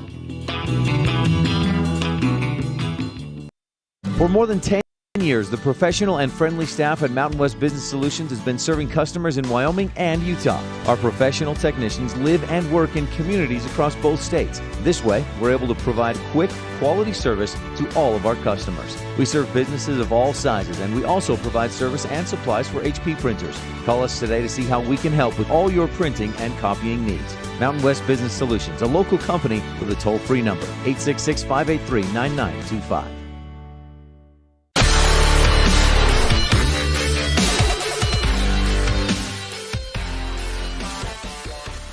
Welcome to our halftime show. The score at the half, 21-0 Jackson on the Impact Physical Therapy scoreboard.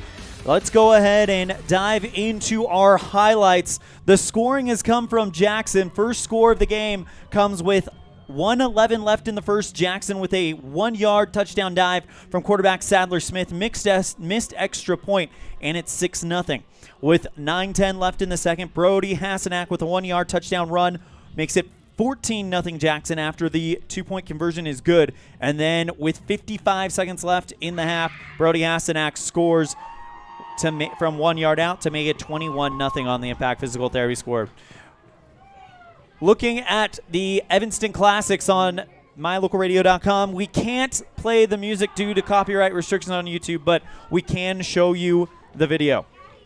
As far as stats go, let's start with Jackson. Sadler Smith for passing, 4 of 6 for 26 yards. By the way, these stats are not official, but they do give you an idea of what has been going on. Sadler Smith, 4 of 6 for 26 yards. Running, though, 11 rushes for 52 yards and a touchdown. Brody Hasenack, 19 carries for 99 yards and 2 touchdowns. Sam Scott with six runs for 70 yards on kind of the fly sweep looking passes. And then Nate Kuipert, 1 reception for 11 yards. The Evanston Red Devils come in with Jackson Moore going 1 of 2 for 5 yards and rushing 5 times for 58 yards. Carson Knight, 3 rushes for 8 yards. Quentin Elmer, 1 reception for 5 yards, 1 rush for 15 yards. And Kai Barker with a rush on his own. So right now, Jackson's defense has been able to keep that Evanston rushing defense or offense pretty quiet, as you can hear from those stats. We have about 12 minutes left in the half. The Evanston Marching Band on your screen. We're going to take a break. When we come back, we'll have our Excellence at Evanston interview, where this week we had a chance to have a community chat with Evanston Mayor Kent Williams on a First Make of Wyoming presentation of Red Devil football on K9 and mylocalradio.com. As high school sports fans, we know that sometimes you have to drive a long way to get to the next game. If you find yourself on the side of the road, remember that Freeway Tire in Evanston offers service calls and roadside assistance 24 hours a day, 7 days a week. It's a great idea to have your vehicle serviced, tires checked, and oil changed to make sure it's in top shape before your next long drive. Visit Freeway Tire today, your locally owned and operated tire shop. Freeway Tire, 217 Bear River Drive, Evanston. In May of 2019, Uintah County School District No. 1 became the first school district in Wyoming to achieve a certified Level 1 on high reliability schools by the Rosanna Leadership Center. We're focusing on 3 levels. Level 1 is a safe and collaborative culture. Level 2, effective teaching in every classroom. And Level 3 is a guaranteed and viable curriculum. We are certified Level 1 in safe and collaborative culture. This is Superintendent Ryan Thomas. Congratulations to everyone in our district. Keep up the great work. Uintah County School District No. 1, Pathway to Excellence. What do you do when you lose a tooth? Put it under your pillow. Under my pillow. Or like a treasure chest so you could put it in.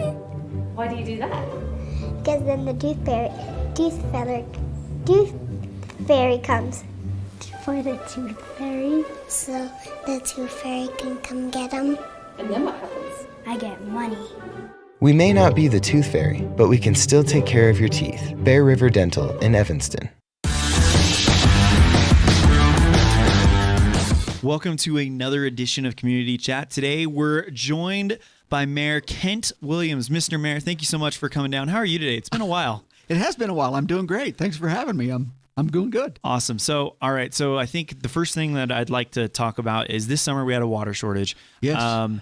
How are we looking now? How do we get through the summer? How are things kind of sitting here as we enter the fall? The fall. Yeah, it's a good question. And I don't know if anybody knows the true and correct, complete answer to all of that, but it has been a very dry summer. We've had a couple of situations, too. Probably people remember that here a month or 6 weeks ago, we had a little emergency water repair. Yep. Out that could have impacted us pretty greatly. But given all of that, it has been a kind of a concerning year for us. Thankfully, though, the community has kind of tightened their belts a little bit. Yeah, as far as the water usage goes, I think people have been conservative in their water use, and that is very much appreciated from a public works and from a community standpoint. The last time we visited with our public works folks, they told me that we are still continuing to save about 1 million gallons a day, which is enormous. Big. We have two water sources, the Bear River, obviously, and the Sulphur Creek Reservoir, and we like to pull everything that we can off of the river, and then we use the Sulphur Creek Reservoir as storage, as backup. And we're not the only water right holders for the reservoir, so there are other things that come out of that reservoir besides us. But the reservoir right now is about 55% capacity, which is scary. I feel that myself. But I'm hopeful that as we head into the fall, people are watering their lawns even less than they were a month ago, and that's good, and that'll conserve. But we really, truly need to just hope and pray and plead whatever we got to do for a good winter. Yeah. We need a good winter. Yeah, and especially I remember 2 winters ago was great. Yes. And then last winter it was just such the opposite end of the coin. I mean, we got some big snowstorms in the spring. Yeah. But absolutely. So it was a good winter to live in. It was a good winter to live in. It was a good winter to drive in. Exactly. But yeah, so we doesn't make for a good summer. Following to live in. So we've got to have that snow in the mountains. We've got to have that snow here. Obviously, the snow here, goes downstream. So we need to stack it up in the mountains, and we need to hope for a good winter. Absolutely. One thing we probably it's kind of the elephant in the room is the pandemic. Yes. Evanston, from where I'm sitting, I'm not part of city government. Sure. I have no no look inside that window. But from where I'm sitting, just as a resident, I feel like Evanston has gotten through it pretty darn well, all things considered. I'd agree. I think we've weathered the storm for the most part. I mean, I know that there's been some significant impacts, and that has affected people's lives and people's businesses, and I'm well aware of that, and I wish with all my heart that had not happened, but it has. But truly speaking, as a whole, I think we've weathered the storm so far, and I think it's starting to improve pretty good. If as a community, if our revenues coming in are an indicator of the business health in the community, and they are, because if the businesses aren't healthy, then there is no revenue. Yeah. We've got to have our businesses healthy. If that is an indicator, and I believe it is, then we're doing okay as far as the community. We have not seen a significant decline in our revenues from the state, and so that leads me to believe that the bulk of the businesses, by and large, are doing okay. I think they're struggling right now, trying to find help. I know that there are many businesses are short-staffed and have help wanted signs. I think this is if somebody's looking for a job, and quite honestly, I hope anybody that's not working is willing to work, and that goes to the health of our community. So there's jobs out there. I guess there's a variety of reasons why people might not be looking for work, and I guess that's up to personal opinion, and I have my own, just like everybody else. I think we've weathered the storm better than I had anticipated.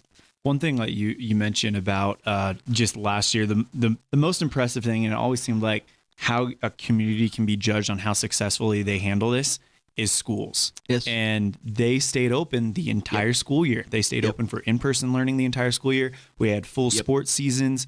So yeah, I would agree. I think that Evanston did a really good job. Does the city have any benchmarks or goals in the next year, 6 months that they're trying to work towards to kind of help us get completely out of the woods? That's kind of a tough question, and I appreciate the question, but it's kind of a tough one to answer.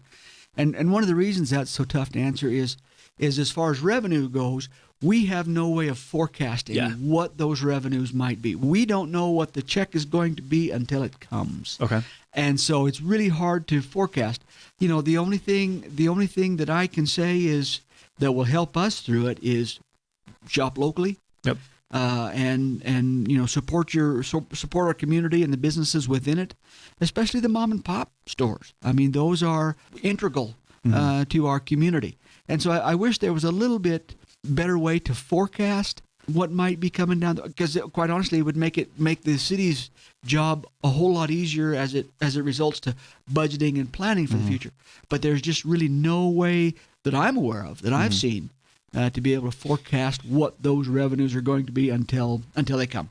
And again, I asked that question as a resident who has no window into city government. I don't know what's going on behind the scenes. So I appreciate you answering that question. Yeah, maybe we need to put you on a board or a commission or something. Yeah. No. And you talk about mom and pop businesses. We're doing this interview at the K9 Studios in downtown Evanston. Yes. We are surrounded by mom and pop businesses.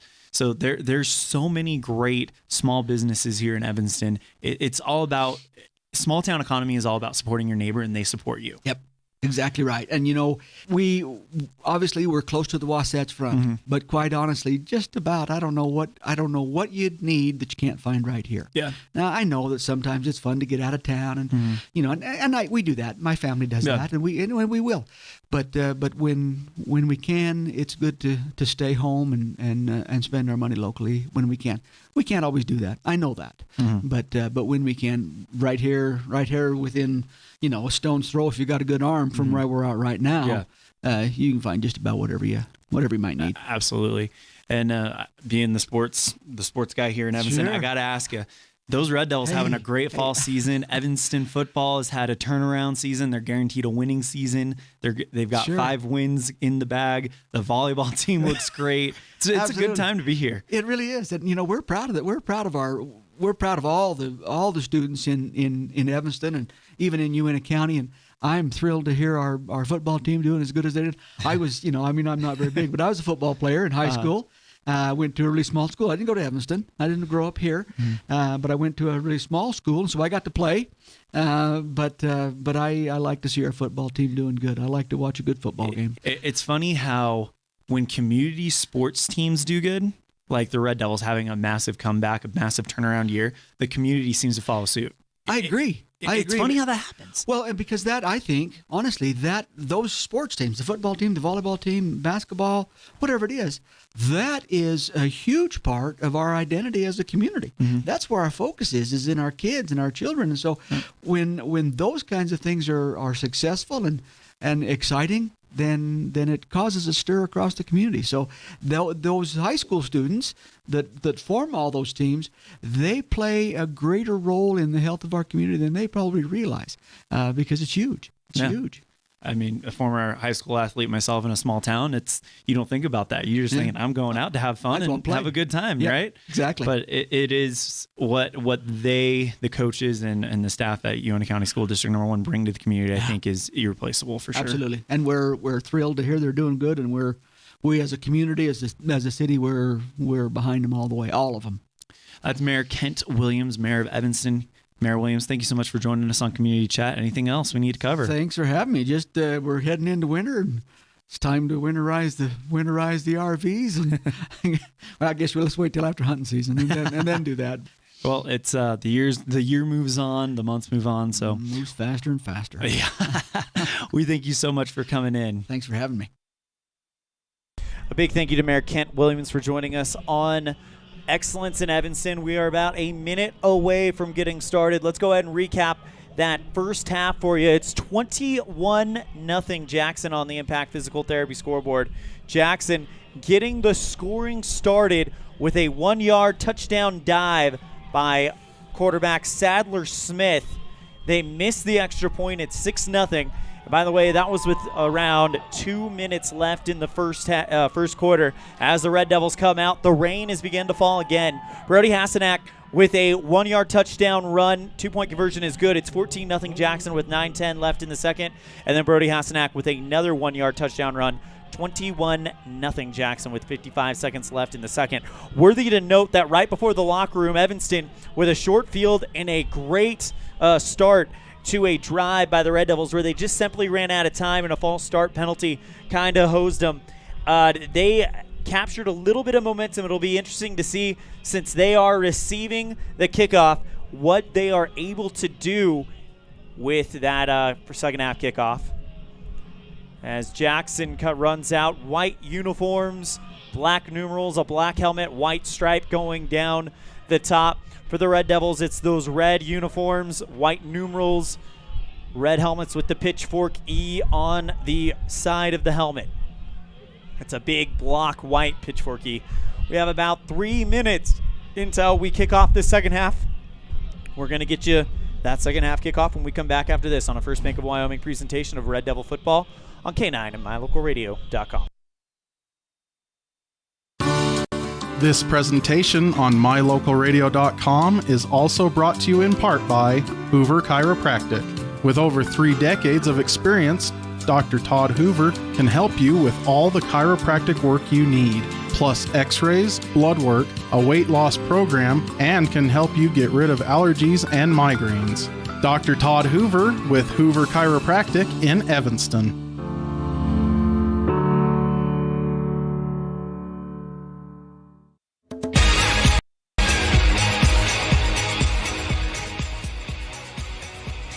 Two minutes separate us from the kickoff of the second half. It's 21-0 Jackson, but the Red Devils will receive the second half kickoff with a little bit of momentum. They weren't able to put their last drive into the end zone, but they had those chunk plays that this Evanston offense needs to build something.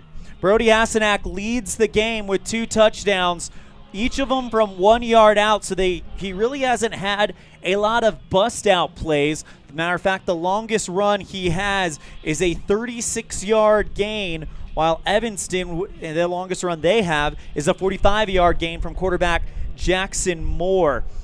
Big story would be, what does the passing game do in this one with the weather? Of course, Jackson, the top-ranked passing offense in the state, and the answer is not much.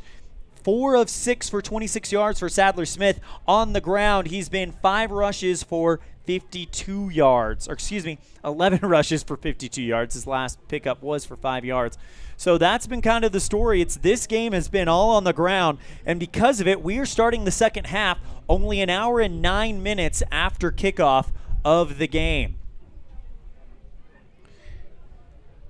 Rain starting to fall down here at FACKRELL Stadium. Well, it's been falling kind of off and on. Trying to see. Right now we have the camera outside of a pointed window. It does not look like the rain is blowing into our window yet. So we'll broadcast with the camera outside, pointing out the open window as long as possible. Evanston will return it left to right on mylocalradio.com, south to north, and they send Brady Roberts and Quentin Elmer back to return for the Red Devils.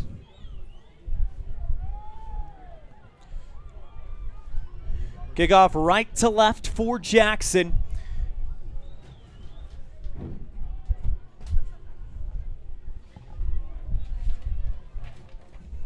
Doing the honors is the sophomore Braden Hills.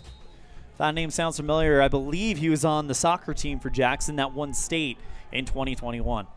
Hills boots this one. It's a low kick. Drops around the 40, and it goes down on the ground. Jumping on top of it and just staying there is Andrew Barker.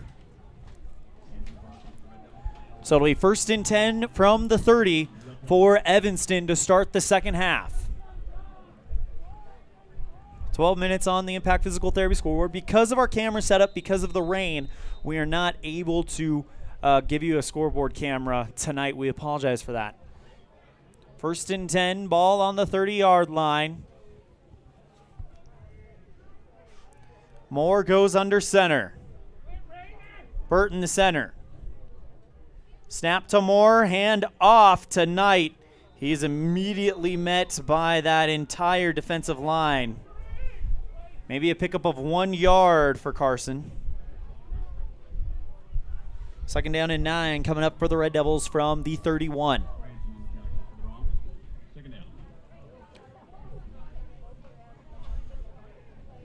Ball on the 30, so it's no gain on the play. 2nd and 10. Ball in the near hash. Jackson, hands off, going straight ahead, picking up maybe 2 yards on the play. Is Carson Knight again. It'll be 3rd down and long for Evanston. 3-yard pickup for Knight. It should be 3rd and 7. Ball in the 33. They actually only gave him a yard on that. Looking at the line judge, it looked like they gave him a little bit more than a yard, but either way, 3rd and long. Ball around the 30. Moore has the ball and is met in the backfield. Big blitz by Jackson, who just brought it. Apologize for the dark video. We've got a light out on the far sideline. It'll be 4th down, so 3 and out go the Red Devils to start this second half. Clock still rolling, 10:26 remaining.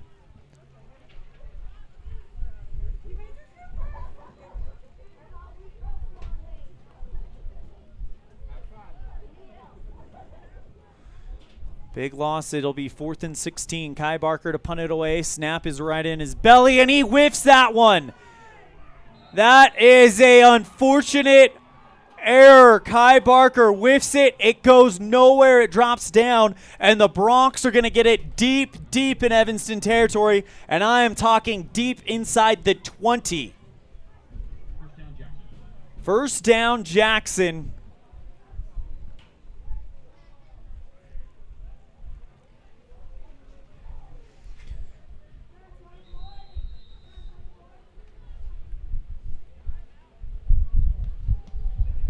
Try to brighten that picture up as best as we can in that corner. It's hard to see.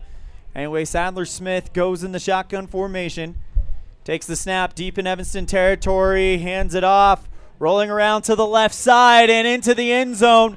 Touchdown. It's an 11-yard touchdown run by Sam Scott.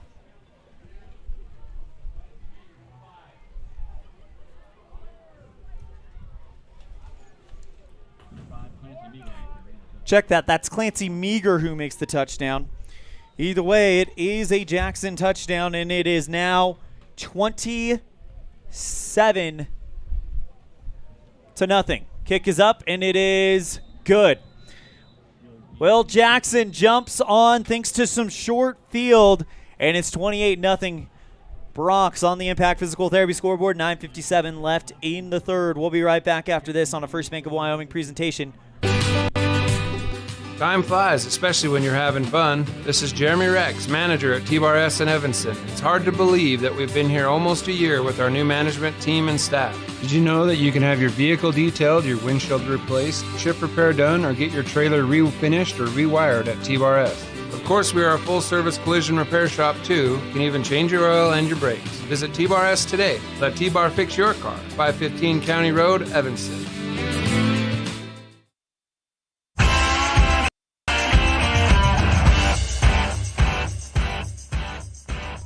Meager with a 11-yard run around the near sideline. And with 9:57 left in the 3rd, it is 28-0 Jackson on the Impact Physical Therapy scoreboard. ELAN OLLIFF bringing you the action live from FACKRELL Stadium. And the Red Devils, now you've just got to get points on the board here. You cannot let this one get any more out of hand than it has. This kick is going to go along the sideline. Evanston waited for it, trying to see if they could get it out of bounds. Interesting play there. They tried to do the old baseball play, wait for it to roll out of bounds, and it just wouldn't. But they might be talking about it. There's a flag. There's a flag. It did go out of bounds.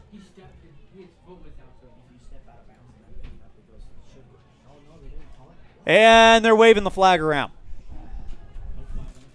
They wave the flag around to call off the penalty. And it'll be 1st and 10, Red Devils deep in their own territory. Breaking news from Cody. Evanston falls in straight sets, 25-20, 25-20, and 25-14. They'll take on Riverton tomorrow. We'll have that on mylocalradio.com and K9 pregame scheduled for 12:30, first serve at 1 o'clock. Moore looking to pass.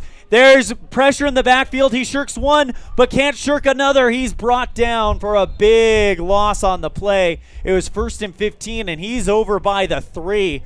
This is a big loss. Just busted coverage.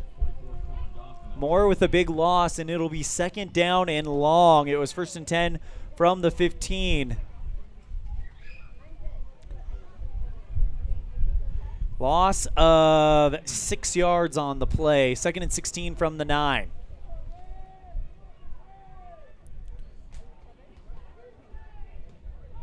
Moore goes under center.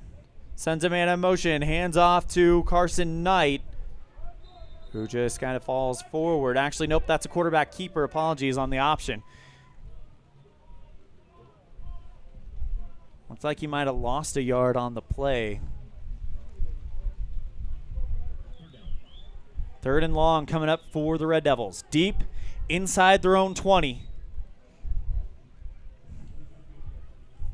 Gain of 1 on the play, 3rd and 15. Ball on the 10. Got to get it out to the 25-yard line.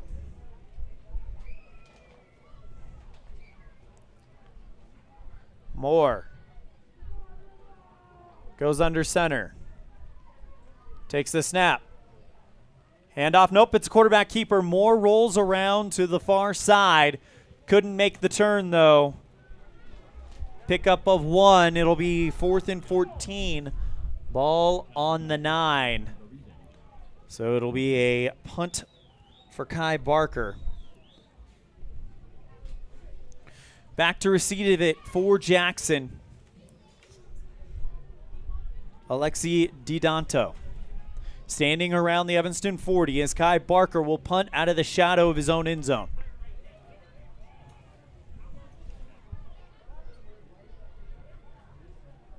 Kai waiting for the snap. Gets it.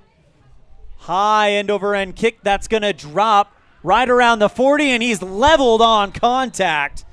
Great coverage by Evanston's special teams, and a big hit by Carter Blair. It'll be 1st and 10, ball on the 40. Actually, no, it's going to be around the 50 is where they started out. I'm a little confused where the chain gain's going to get on it. It'll be 1st and 10 from their own 45, or from Evanston's 45. Check that. For Jackson, another short field for the Bronx. Shotgun formation for Smith.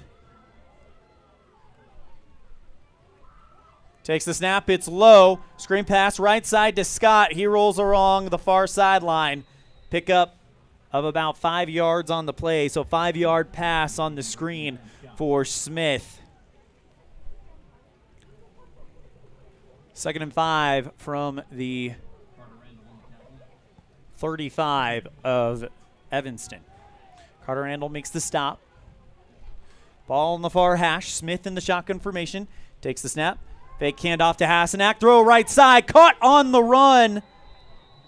We've been waiting for the number all day, and that is number 80. Only the 2nd reception for, I believe, for Kuipert. Big pickup down to the 13, so it's a 1st down inside the red zone again. Smith hands off to Hasenack, rolls around the far to near sideline, cuts upfield into the end zone, touchdown Jackson. The Bronx get out in front. By the way, that was Clancy Meager instead of Brody Hasenack on the jet sweep, and the Bronx have opened this one wide. 34-0 as Jackson comes on to attempt the extra point.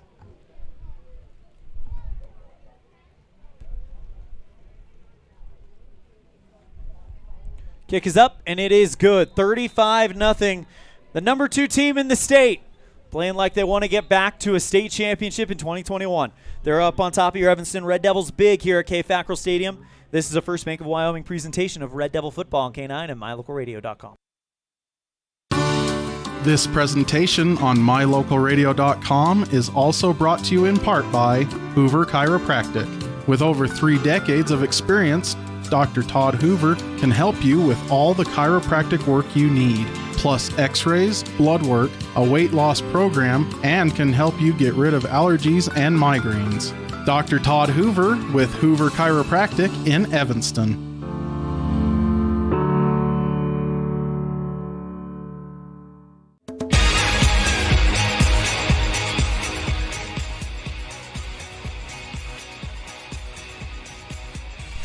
Hills to kick it off for Jackson after the Broncs have taken a commanding 35-0 lead thanks to a 15-yard run by Clancy Meager. It's his second touchdown of the game. Evanston had some momentum going into the locker room at the half with a big pickup by Jackson Moore and Quentin Elmer, but they haven't been able to capture that momentum since the whistle. Kick is fielded around the 5-yard line. Cutting upfield, Brady Roberts gets to about the 30-yard line. Only 1st and 10 Red Devils.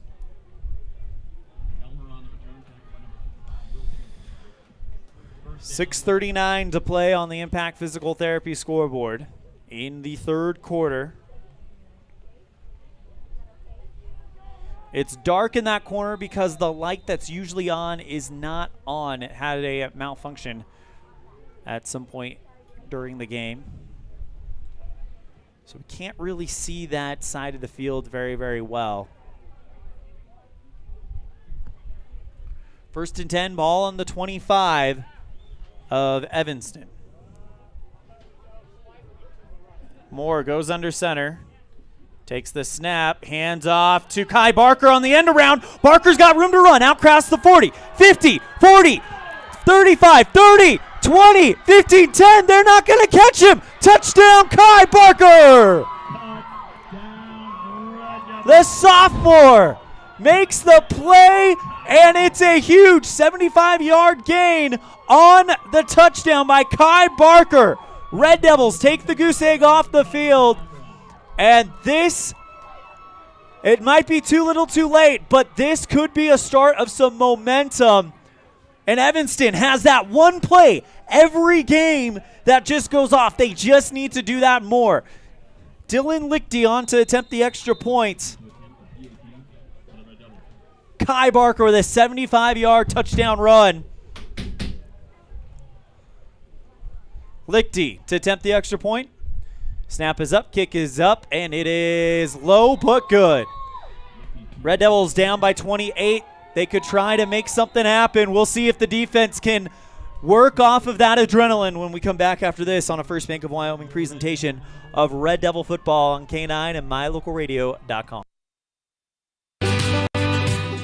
Time flies, especially when you're having fun. This is Jeremy Rex, manager at T-Bar S in Evanston. It's hard to believe that we've been here almost a year with our new management team and staff. Did you know that you can have your vehicle detailed, your windshield replaced, chip repair done, or get your trailer refinished or rewired at T-Bar S? Of course, we are a full-service collision repair shop, too. You can even change your oil and your brakes. Visit T-Bar S today. Let T-Bar fix your car. 515 County Road, Evanston.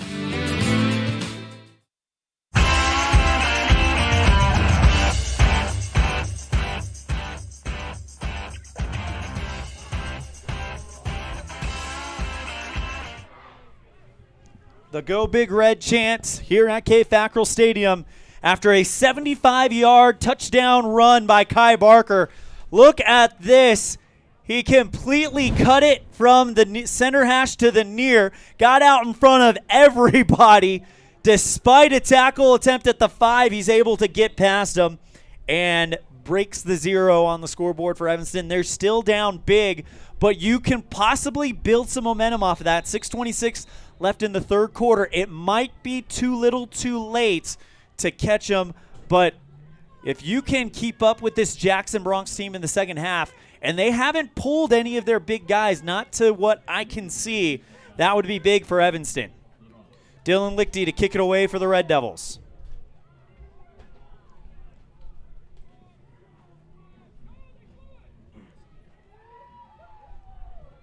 It's a low end-over end kick, caught and bobbled, but still in the Jackson Bronx hands, met at the 40-yard line.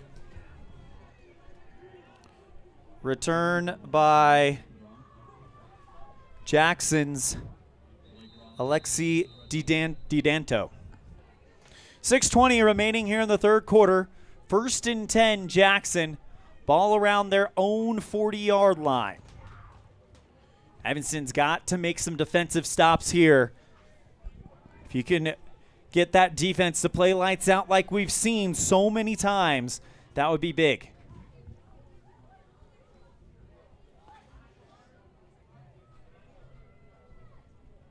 Coming off for the Red Devils, Skylar Green. Here we go. Shotgun formation, 1 lined out to the near side, 2 to the right. Shotgun formation for Smith. Hands it off to Hasenack, rolls around the right side, gets to the sideline at the numbers, and is shoved out of bounds. They're going to give him the first down. It's a gain of 11 yards for Brody Hasenack.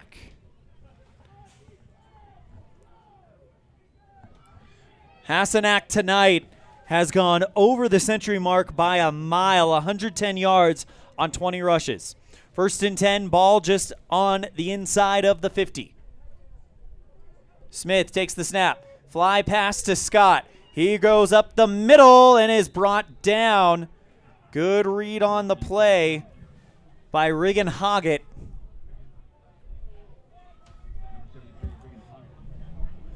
Out cross the 50, a gain of about 3 yards for Scott on that nifty little pop pass, I guess you could call it. It's the one that Patrick Mahomes has become quite famous for, where he just kind of pops it up and he runs through on the jet sweep. Shotgun pass to Smith. He takes it right up the middle, cross the 40, near side to the 30, and then puts on the brakes, steps out of bounds around the 25. Sadler Smith around the 25 is where he's forced out of bounds. That play started at the 48. So 8 yards to the 40 plus 13. 23-yard gain for Sadler Smith. 1st and 10 on the 25.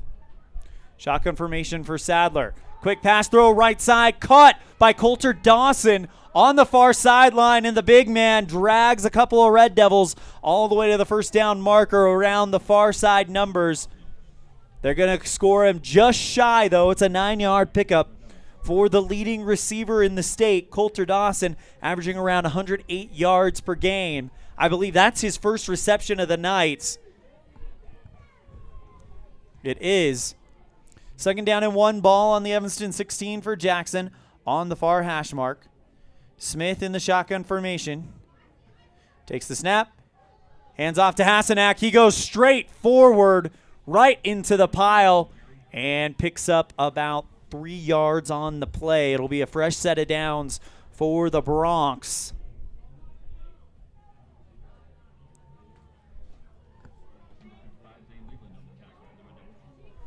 First and 10, just outside the 10-yard line of Evanston. Smith in the shotgun formation, far hash mark. Takes the snap, looking left, and now he's going to tuck it. Points to his left. Here comes people in the backfield. He gets rid of it. Great pressure brought by Blake Ross of Evanston, who got arms around Smith, forcing him to throw it away. It'll be 2nd and 10 from the 10. They have to get to the 1. It's not 2nd and goal. And there's a flag on the play. Is this going to be intentional grounding? I don't know if there was anyone in the area he threw it. or Lyman down the field. Either way, Jackson is moving back.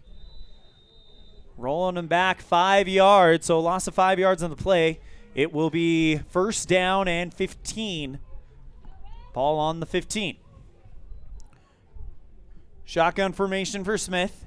Takes the snap, hands off to Hasenak, goes straight forward, nearly tripped up, but Hasenak maybe picks up about 6 yards on the play. He's inside the first down sticks. So Hasenak to the far sideline, and he picks up 6 yards on the play. It's going to be second down and 9. They got to get to the 1 yard line, ball on the 9. Shotgun formation for Smith. Takes the snap, rolls around to his left, and goes into the pile. Wrapped up in on the hit is Regan Hoggett. As Smith kept it and maybe picked up 2 yards on the play. Third down and 7, so third and long. Jackson would just attempt a field goal, you would think, if they stood him up. Third down and 8. Ball on the Evanston 8. Ball in between the hashes. Smith in the shotgun formation. He's got Hasenak standing to his left. 2 wide receivers to the right. Smith balls on the ground, fumble. And Smith jumps on it. They're going to lose yards on the play. It'll be 4th and 10. 4th and 9, rather. And the Red Devils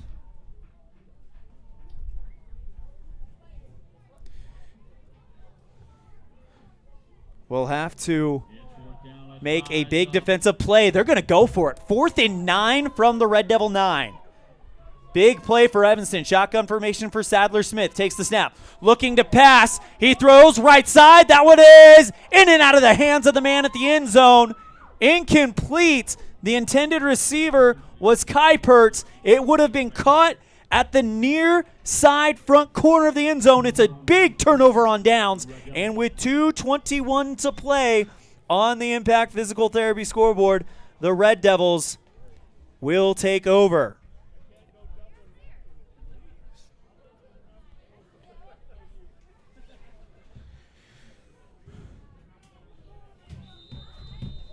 Red Devils take over, 1st and 10 on their own 10. So that's a big turnover on downs. Great pressure brought by the Evanston front line to force Smith to throw it away. Moore goes under center, and the ball is on the ground. It is. I think Moore jumped on top of it. And he did. Evanston able to avoid disaster.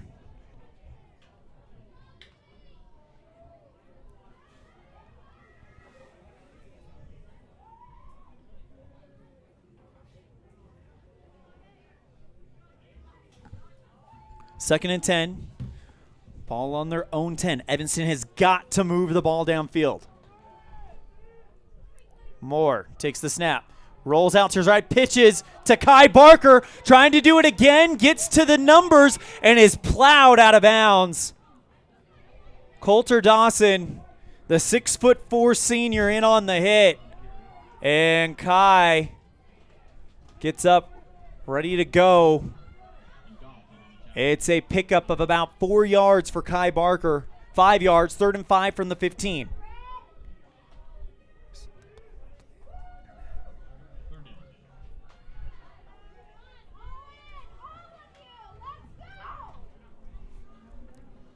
Moore goes under center, but Evanston with a spread out attack. Wide receiver on the far side is Jake Robinette with Peyton Cornea on the near. Evanston with the handoff. Actually, excuse me, that's a quarterback keeper. Moore goes into the pile and doesn't pick up any yards, and it's going to be 4th down for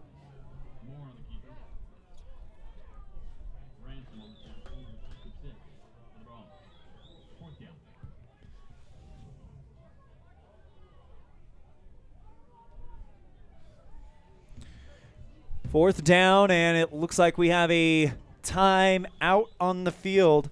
We'll be right back after this. This is a First Bank of Wyoming presentation of Red Devil football on K9 and mylocalradio.com.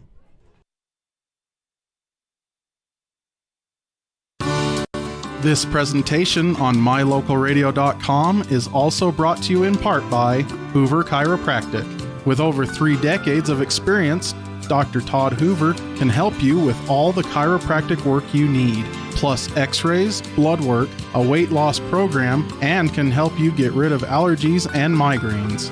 Dr. Todd Hoover with Hoover Chiropractic in Evanston.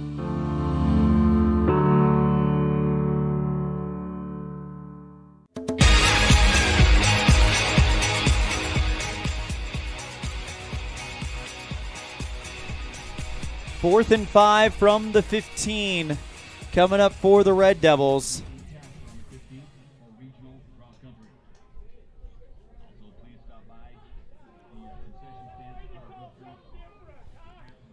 ELAN OLLIFF bringing you the action live on mylocalradio.com as well as KNYN 99.1 FM.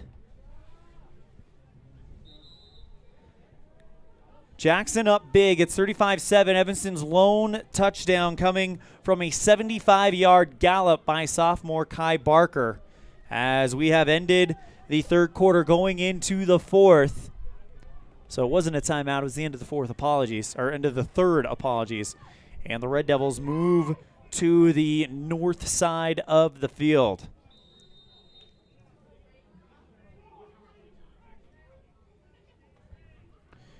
Kai Barker to punt it off, and this one is a high spiraling punt. Drops down at the 50, makes a Red Devil roll to the 40, and it goes all the way inside the 40 before it is finally picked up by James Martins.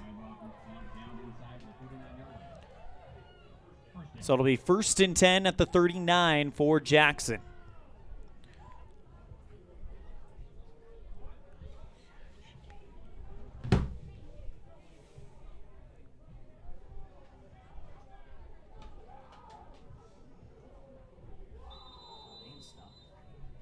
Rain is finally stopped here at FACKRELL Stadium. 1st and 10 on the 39 for Jackson. Sophomore quarterback Sadler Smith in the shotgun formation. 2 wide receivers lined up to the left, 1 to the far side on the right. Smith takes the snap. Fakes the handoff to Hasenack. He's looking to throw, goes downfield. That is caught on the run at the 40, all the way to the 30, down to the 20, still dragging 2 Red Devils with him inside the 20. And a Red Devil is down. By the way, that's Kuipert with the big reception. With a 41-yard catch and run.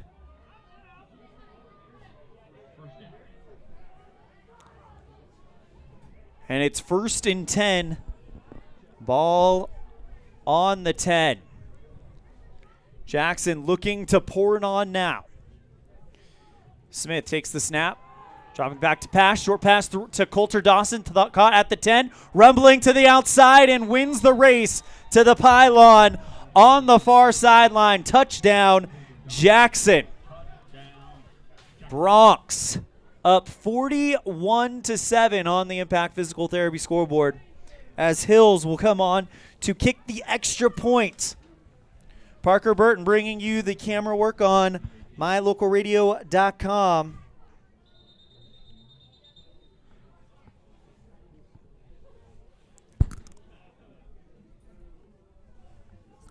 A 10-yard touchdown by number 44, Coulter Dawson, makes it 41-0 as Hills will go on to kick the extra point.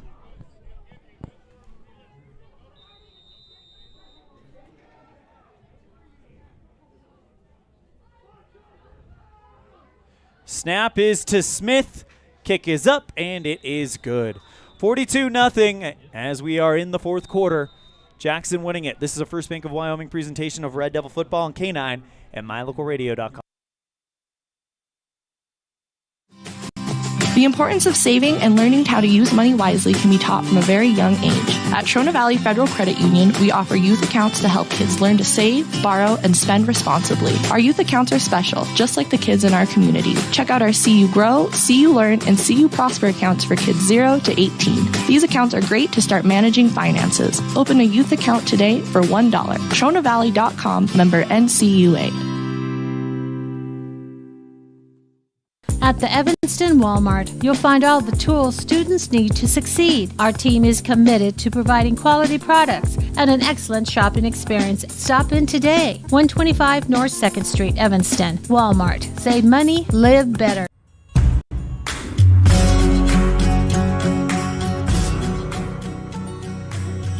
Red Devils down big here in the fourth quarter after a 10-yard catch and run by Coulter Dawson. And it'll be Hills to kick it away for the Bronx.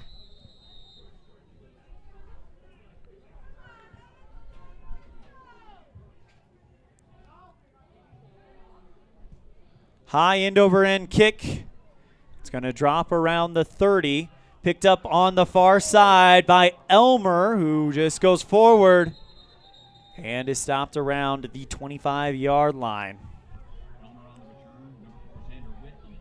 Elmer slow to get up, and matter of fact, he's not getting up. We're going to have an injury timeout, it looks like. Quentin Elmer trying to get up, and he does get to his feet. But there's definitely some discomfort for sure. And that's a big loss on the offensive side of the ball. Quentin Elmer, one of those big play backs, running in for the Red Devils right now. Aiden Clark. As Elmer does jog off the field on his own power, so that is good news for Red Devil fans. 1st and 10, ball on the 20 of Evanston.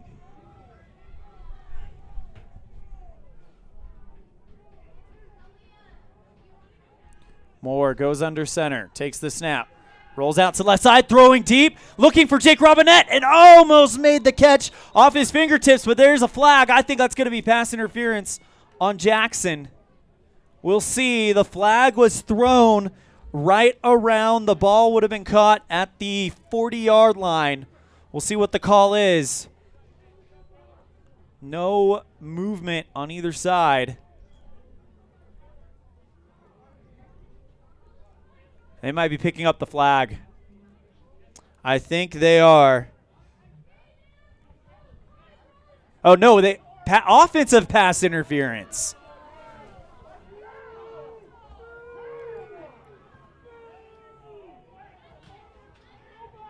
And it is pass interference, but offensive pass interference on Evanston. That pushes them way back.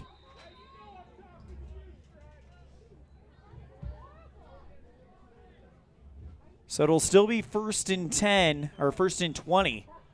Ball, actually 1st and 15 rather. Sorry, 1st and 20, ball on the 10.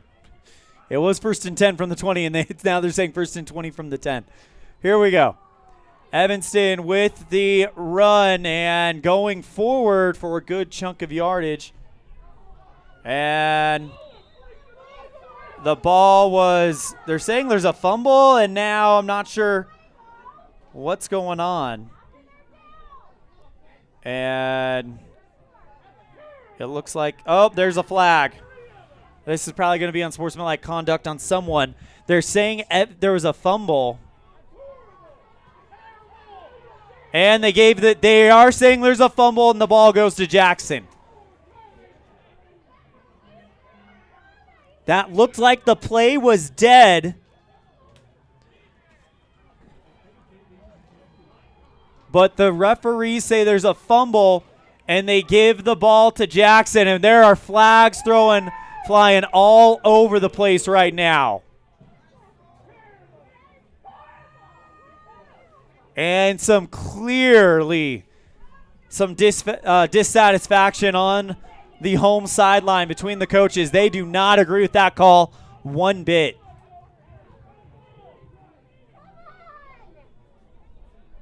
10:46 left in this game, and it's 42-7 Jackson.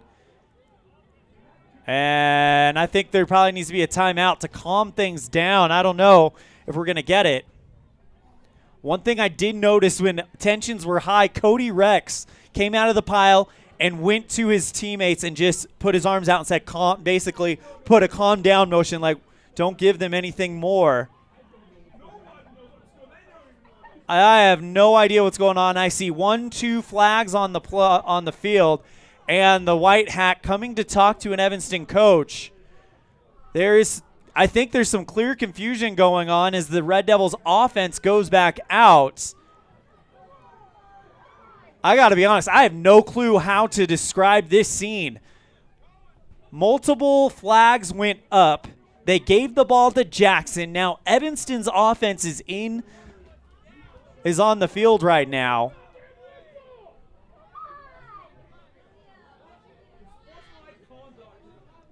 It's a bunch of unsportsmanlike conducts, and it's on Evanston is the call. But the question is whose ball is it? Yeah, you can hear from the crowd. They're not happy with what's going on. Evanston marching way back.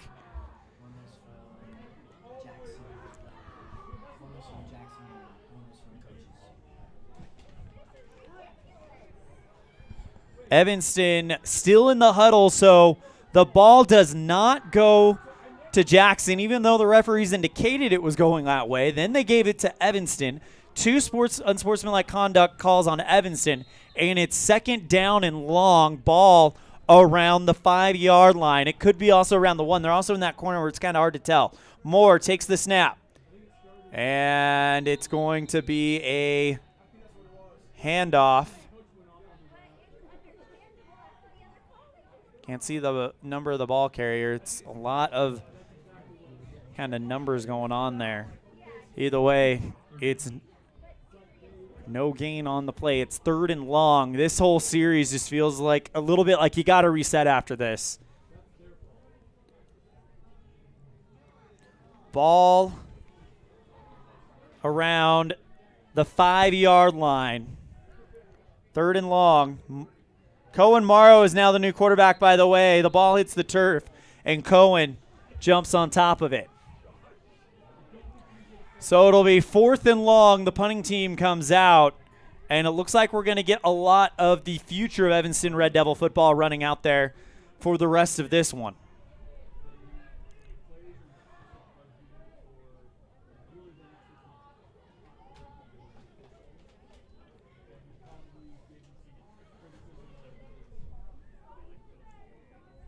Fourth and long.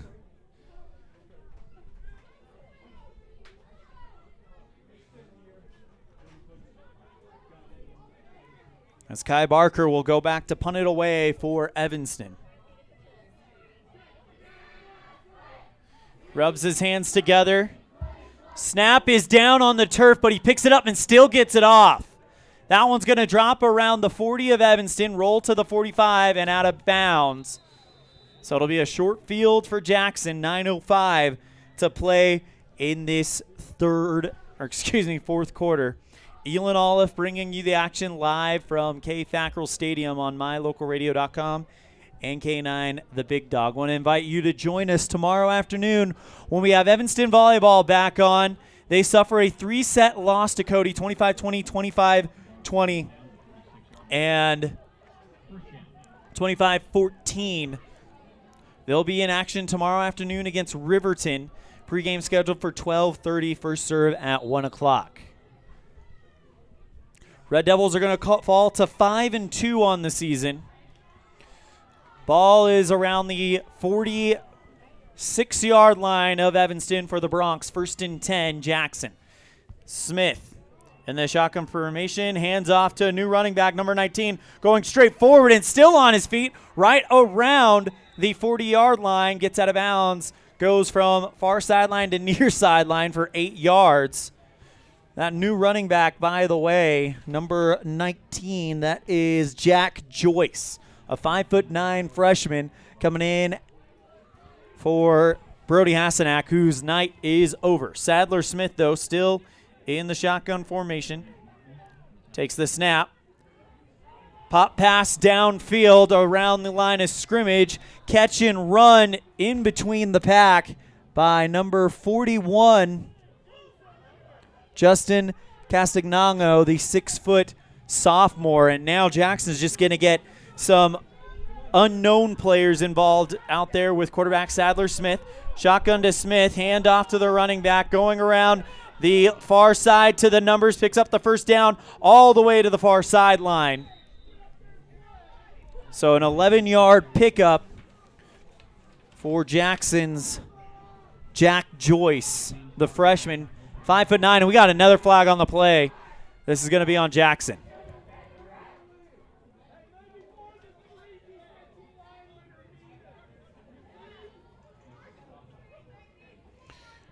So a big loss. It's a 5-yard loss. Oh, yeah, 5-yard loss for Jackson. 1st and 15. Ball on the 40-yard line. Take that back. 1st and 20. Smith in the shotgun formation. Joyce standing to his left. Sadler takes the shotgun snap. Hands off to Joyce. He rolls forward. And the Red Devils able to make a stop. In on the play for Evanston, Tyler Stokes.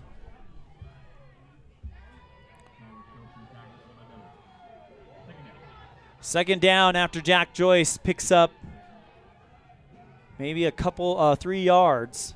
Second down and 17 from the Evanston 37. Ball on the far hash. 7.5 minutes to play. Jackson up big on the Impact Physical Therapy scoreboard. They will improve to 6-1. Evanston will fall to 5-2. Sadler Smith takes the snap, hands off to Joyce, rolls around to the near sideline. Good block, but right into 2 Red Devils. Kai Barker, one of them, and the other one was Tyler Stokes. He might have lost yardage on that if the line judge is not deceiving me at all. It'll be 3rd and long for the Bronx. 3rd and 15, so he did lose a couple of yards on the play. Ball on the near hash. Smith. Shotgun, takes the snap.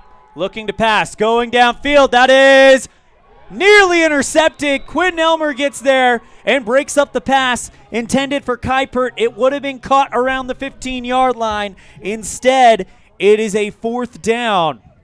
We'll see if Jackson punts it or decides to go for it. It's going to be 4th and 15 from the Evanston 35.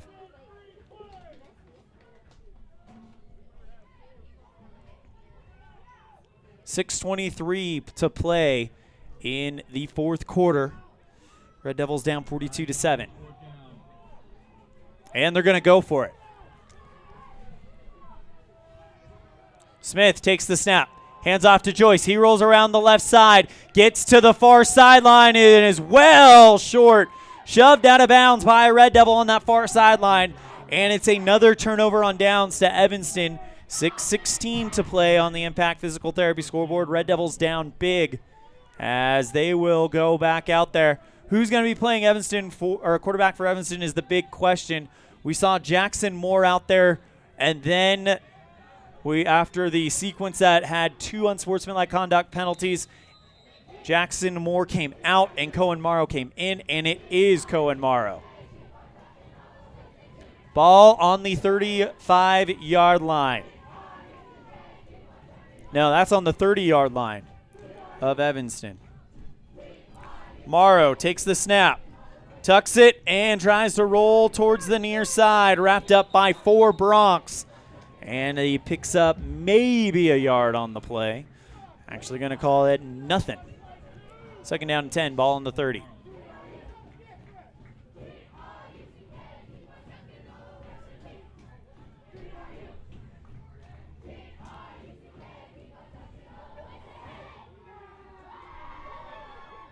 This Red Devil fan base, the student section, still showing pride in their boys. 2nd and 10 from the 30. 1 wide receiver lined out to the near sideline. Morrow takes a snap, ball's on the turf. And it looks like he got it back.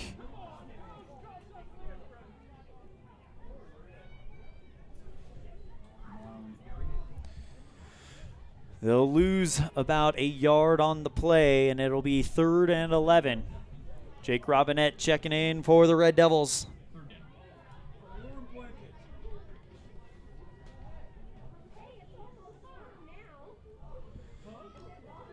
Five minutes to play as the Red Devils again are going to fall to 5-2. They'll be back in action on Thursday night at 7 o'clock against the Star Valley Braves in Afton. This is the final home game of the season. Mario takes snap, rolling to the right side, tripped up in the backfield.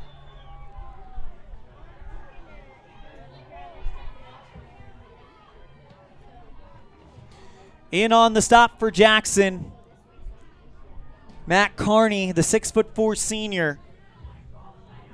And it will be 4th and long. Evanston to punt it away with 4:24 remaining, and the clock continues to roll.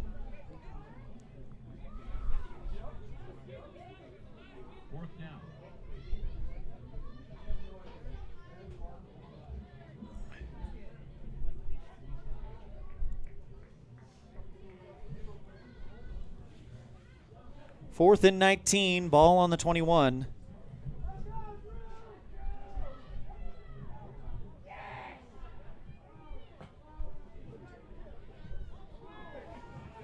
And Kai Barker punts this one towards the Jackson 40, takes a roll towards the 45 and out of bounds on the far sideline. 35, sorry.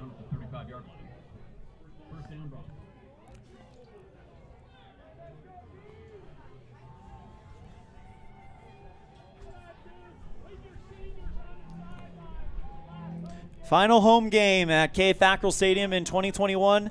A season that has been memorable. 5 wins this season for the Red Devils. So they're guaranteed a winning season. They're going to fall to 5-2.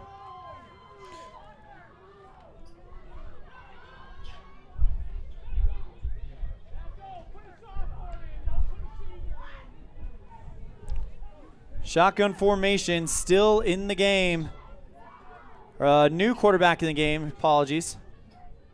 Number 15, ball's on the ground, and he picks it up. Rushes forward, by the way, new quarterback is Owen Jensen, the 6'5" junior.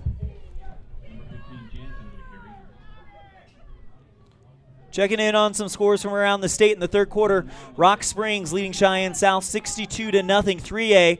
It's 15-3, Star Valley in the third quarter. Powell 28, Green River nothing in the fourth, and Lander 17, Riverton nothing in at the half.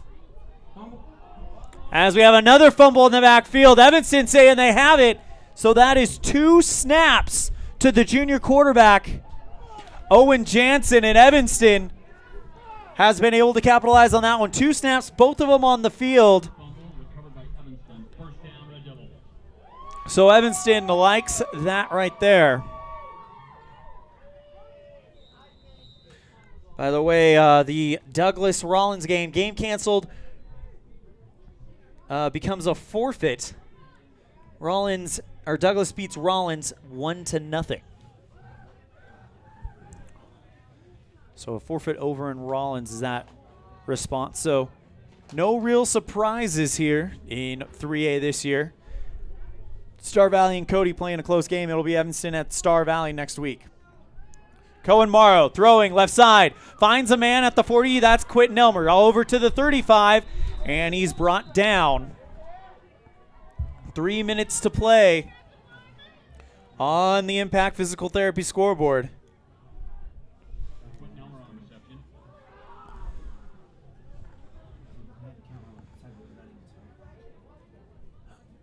Look at a loss of yardage on the play. It'll be 2nd down and 12. Check that. Ball on the 32. Morrow looking to pass, going downfield. That one is intercepted. Nope, in and out of the hands of the Jackson player at the goal line. Having a chance to pull that one in for the Bronx was Caleb Lundy, the 6-foot junior. And it will be 3rd and 12. Ball on the Jackson 32. Red Devils down 42-7, 2:25 to play on the Impact Physical Therapy scoreboard. Looking to get back in this one, or well, get in the end zone.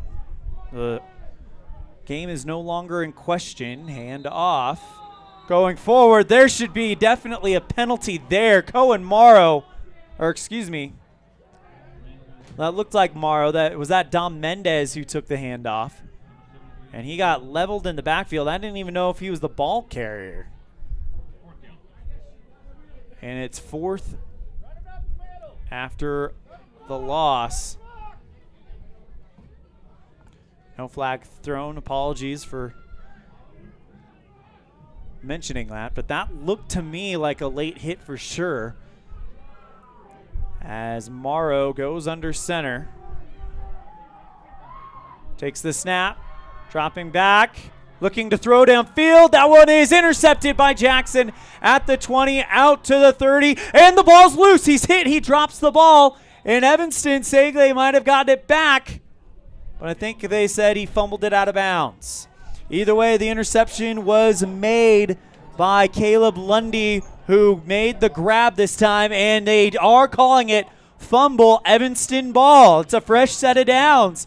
Lundy makes the interception around the 20, gets out to the 40, and he's hit on his way down the near sideline, and he fumbles the football. It is ruled as inbounds, and Evanston picks it up. 1st and 10, Red Devils. Ball on their own on the Jackson 35. 90 seconds to work with. Evanston going to try one more time to get it in the end zone before the end of this game.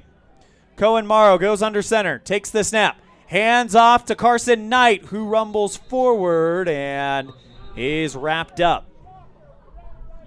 Gain of 1 on the play for Knight.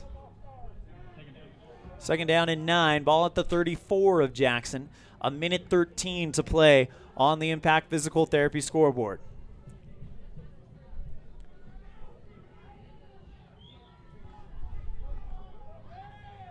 A minute flat. 59 seconds now.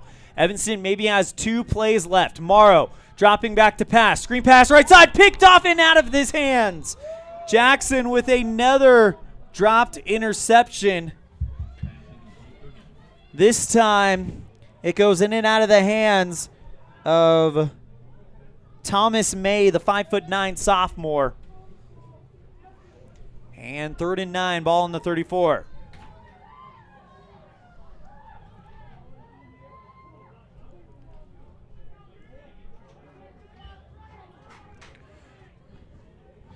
.51.5 seconds to play. Red Devils down. They're going to lose this one, fall to 5-2 as Cohen Morrow, quarterback keeper, goes up the middle and is brought down. Good hit by Alexi DiDanto. He's been receiving punts and kicks. He's a 6-foot senior for Coach David Joyce in the Bronx, who are going to improve to 6-1. Evanston will fall to 5-2 before they take on Star Valley, who currently are down 15-3 to Cody. 20 seconds left in the game, and it's 4th and 5. Evanston is going to go for it. 2 wide receivers split out to the near side, 1 to the far. Cohen Morrow on the far side as Cohen will quarterback keep it. He's got room to run. Out past the 25, steps out of bounds around the 20 with 2.5 seconds remaining. Well, this seems very familiar to what happened at the end of the first half. Evanston with 2.2 seconds had to go 20 yards to try to get a touchdown. Now they're in that same situation. 2.5 seconds, 1st and 10 from the 20, but it basically is 1st and goal. You only got time for 1 play. Both teams are going to go into the end of this game with all timeouts left on the field. Cohen Morrow under center, 2 to the right, 1 to the left. Cohen dropping back to pass, and he's wrapped up in the backfield. Clock hits zeros, and that's the game. Your final score on the Impact Physical Therapy scoreboard, Jackson 42, Evanston 7. We'll be right back after this break with our post-game show on a First Bank of Wyoming presentation of Red Devil football on K9 and mylocalradio.com. This is Colt Hamilton with Rocky Mountain Yeti Evanston. I'm excited to announce our new Legendary Leadership Award. Each month we are going to be giving away $1,000 to a local legendary leader. We need your nominations. We want to start giving back to people that have stepped up to keep our community thriving. Nominate anyone from leaders among our schools, healthcare workers, first responders, and so on. Who do you know that has made an impact in our community? Together, let's recognize and reward people that have made a difference in your lives. Email me your nominations at leaders@RockyMountainYetiEvanston.com or click the link below. Again, that's leaders@RockyMountainYetiEvanston.com.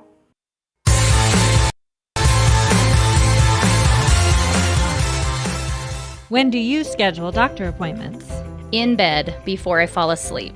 In the car waiting to pick up my kids. We can even do it after breakfast. We all lead busy lives. Online appointment scheduling puts you in control. In just 90 seconds, you can make an appointment with a primary care provider or specialist at evanstonanytime.com. Select the day and time most convenient for you. Enter some basic information, and just like that, you're scheduled for care. Schedule appointments for next day and beyond at evanstonanytime.com.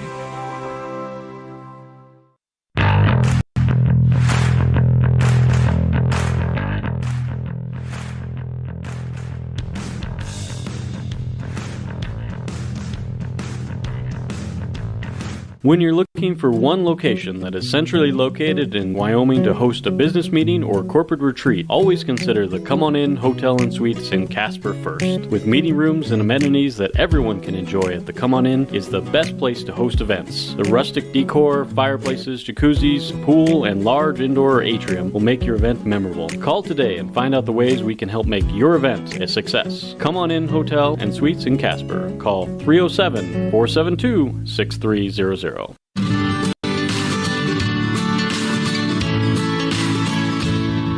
America keeps moving, and Auto Farm Chevrolet is here to help you keep rolling. Whether you need a brand new vehicle or service on one you already own, Auto Farm Chevrolet is here to lend a helping hand. Our certified mechanics are knowledgeable, and our sales team takes the time to get to know you and what your needs are. Stop in today. Auto Farm Chevrolet, 624 Front Street, Evanston.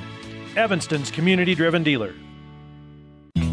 Gee, Tommy, you look amazing. Did you try something different with your enamel? No way. I wouldn't do anything to alter these pearly whites, but I did see Dr. McKay Frankum, who told me if I didn't floss, I could miss up 35% of food particles. Really? You told you that? Yep, and you know what? He's 100% right. I started flossing, and now I look better than ever. Wow, I want to see Dr. McKay Frankum. Well, give him a call, 307-789-8910. Easy to remember, right? That's super easy. Dr. McKay Frankum at 307-789-8910. I'll call today.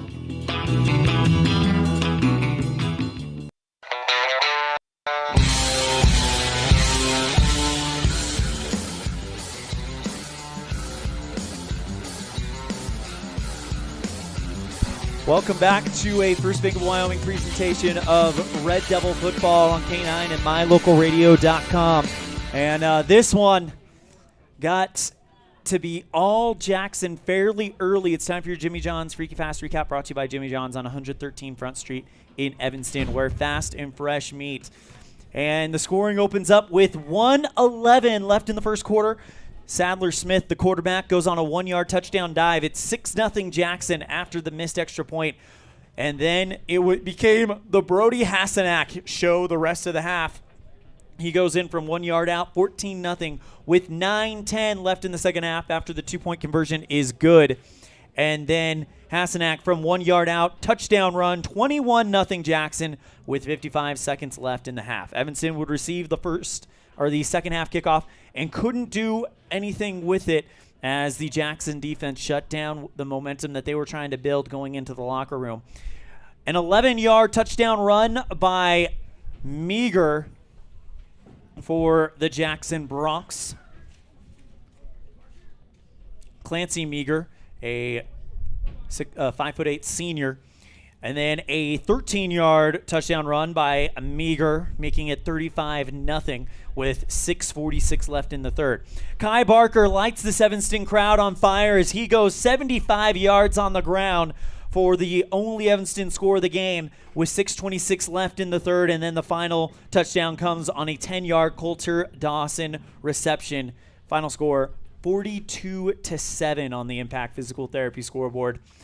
Red Devils fall to 5-2. Jackson improves to 6-1. That's your Jimmy John's Freaky Fast Recap, brought to you by Jimmy John's on 113 Front Street in Evanston, where fast and fresh meat. We're going to step aside. When we come back, we'll have our Red Devil stat report on a First Bank of Wyoming presentation of Red Devil football on K9 and mylocalradio.com. They say the three most important things in life for many people are their faith, their family, and their high school sports. And not necessarily in that order. Advertise where you'll get noticed. Call My Local Radio and become a sports advertiser today. Nothing makes your kid feel like a superstar more than seeing his or her very own Fathead in the stands. Fathead car decals and yard signs are inexpensive and easy to get at Rocky Mountain Sign in Evanston. Whether it's for the big game or to cheer on the high school band, our children make us proud in so many ways. Show your pride today. Go Red Devils! West Star Printing and Rocky Mountain Sign, 243 7th Street, Evanston.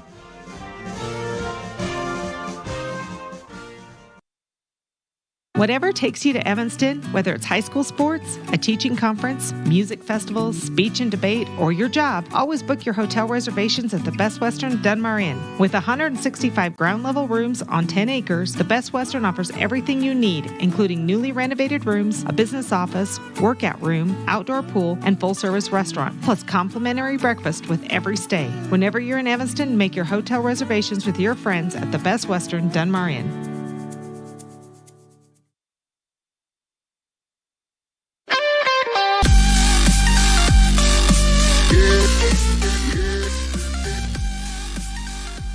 Welcome back to FACKRELL Stadium, the final home game of the 2021 season. That's how the Evanston Red Devils go. We only lose twice at home in their 4 home games. So a 2-2 record at home for Evanston as they will finish out the season on the road.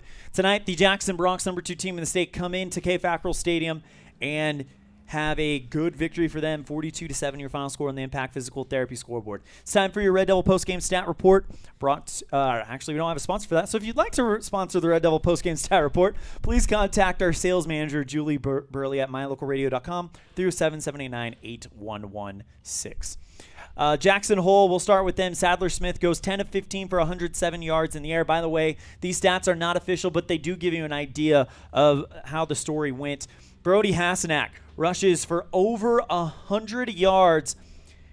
21 rushes for 113 yards to my count with 2 touchdowns. Sadler Smith with 1 rushing touchdown and 1 receiving touchdown. Coulter Dawson, 3 receptions for 22 yards and a touchdown. Sam Scott with 76 total yards. And Nate Kuipert with 67 total yards. For the Evanston Red Devils, Jackson Moore, 1 of 3 for 5 in the passing game, but 11 rushes for 48 yards. Carson Knight goes 6 rushes for 12 yards. Quentin Elmer, 1 for 15. Kai Barker, though, 3 for 80 yards for the big sophomore. And that is your Red Devil postgame stat report. We're going to go ahead and step aside. When we come back, we will wrap up our broadcast from FACKRELL Stadium. We will have our Red Devil calendar as well as your Dr. McKay Franklin Precision Play of the Game. This is a First Bank of Wyoming presentation of Red Devil football on K9 and mylocalradio.com. At Ellingford Brothers, we're known for an excellent steel shop and quality cement. We also provide other products all year round. Sand and different sizes of gravel for road base and landscaping in the summer and fall. Traction in the winter and mud control in the spring. Bark for landscaping in the summer and winterization in the fall. And topsoil. Spring, summer, and fall, prices are always honest. Pickup or delivery. Ellingford Brothers, your year-round source for so many things. Stop in today at 221 County Road in Evanston. As your local Ricoh, Toshiba, and Sharp dealer, Mountain West Business Solutions represents quality office equipment that lasts. We work with each client to understand your workflow, your goals, and your bottom line. Whether you lease or purchase office equipment, we have many ways to work with you to provide the best products at the best value. We also service and provide supplies for HP printers. Call Mountain West Business Solutions today. Let us help you find the best solutions for you and your business. As high school sports fans, we know that sometimes you have to drive a long way to get to the next game. If you find yourself on the side of the road, remember that Freeway Tire in Evanston offers service calls and roadside assistance 24 hours a day, 7 days a week. It's a great idea to have your vehicle serviced, tires checked, and oil changed to make sure it's in top shape before your next long drive. Visit Freeway Tire today, your locally owned and operated tire shop. Freeway Tire, 217 Bear River Drive, Evanston.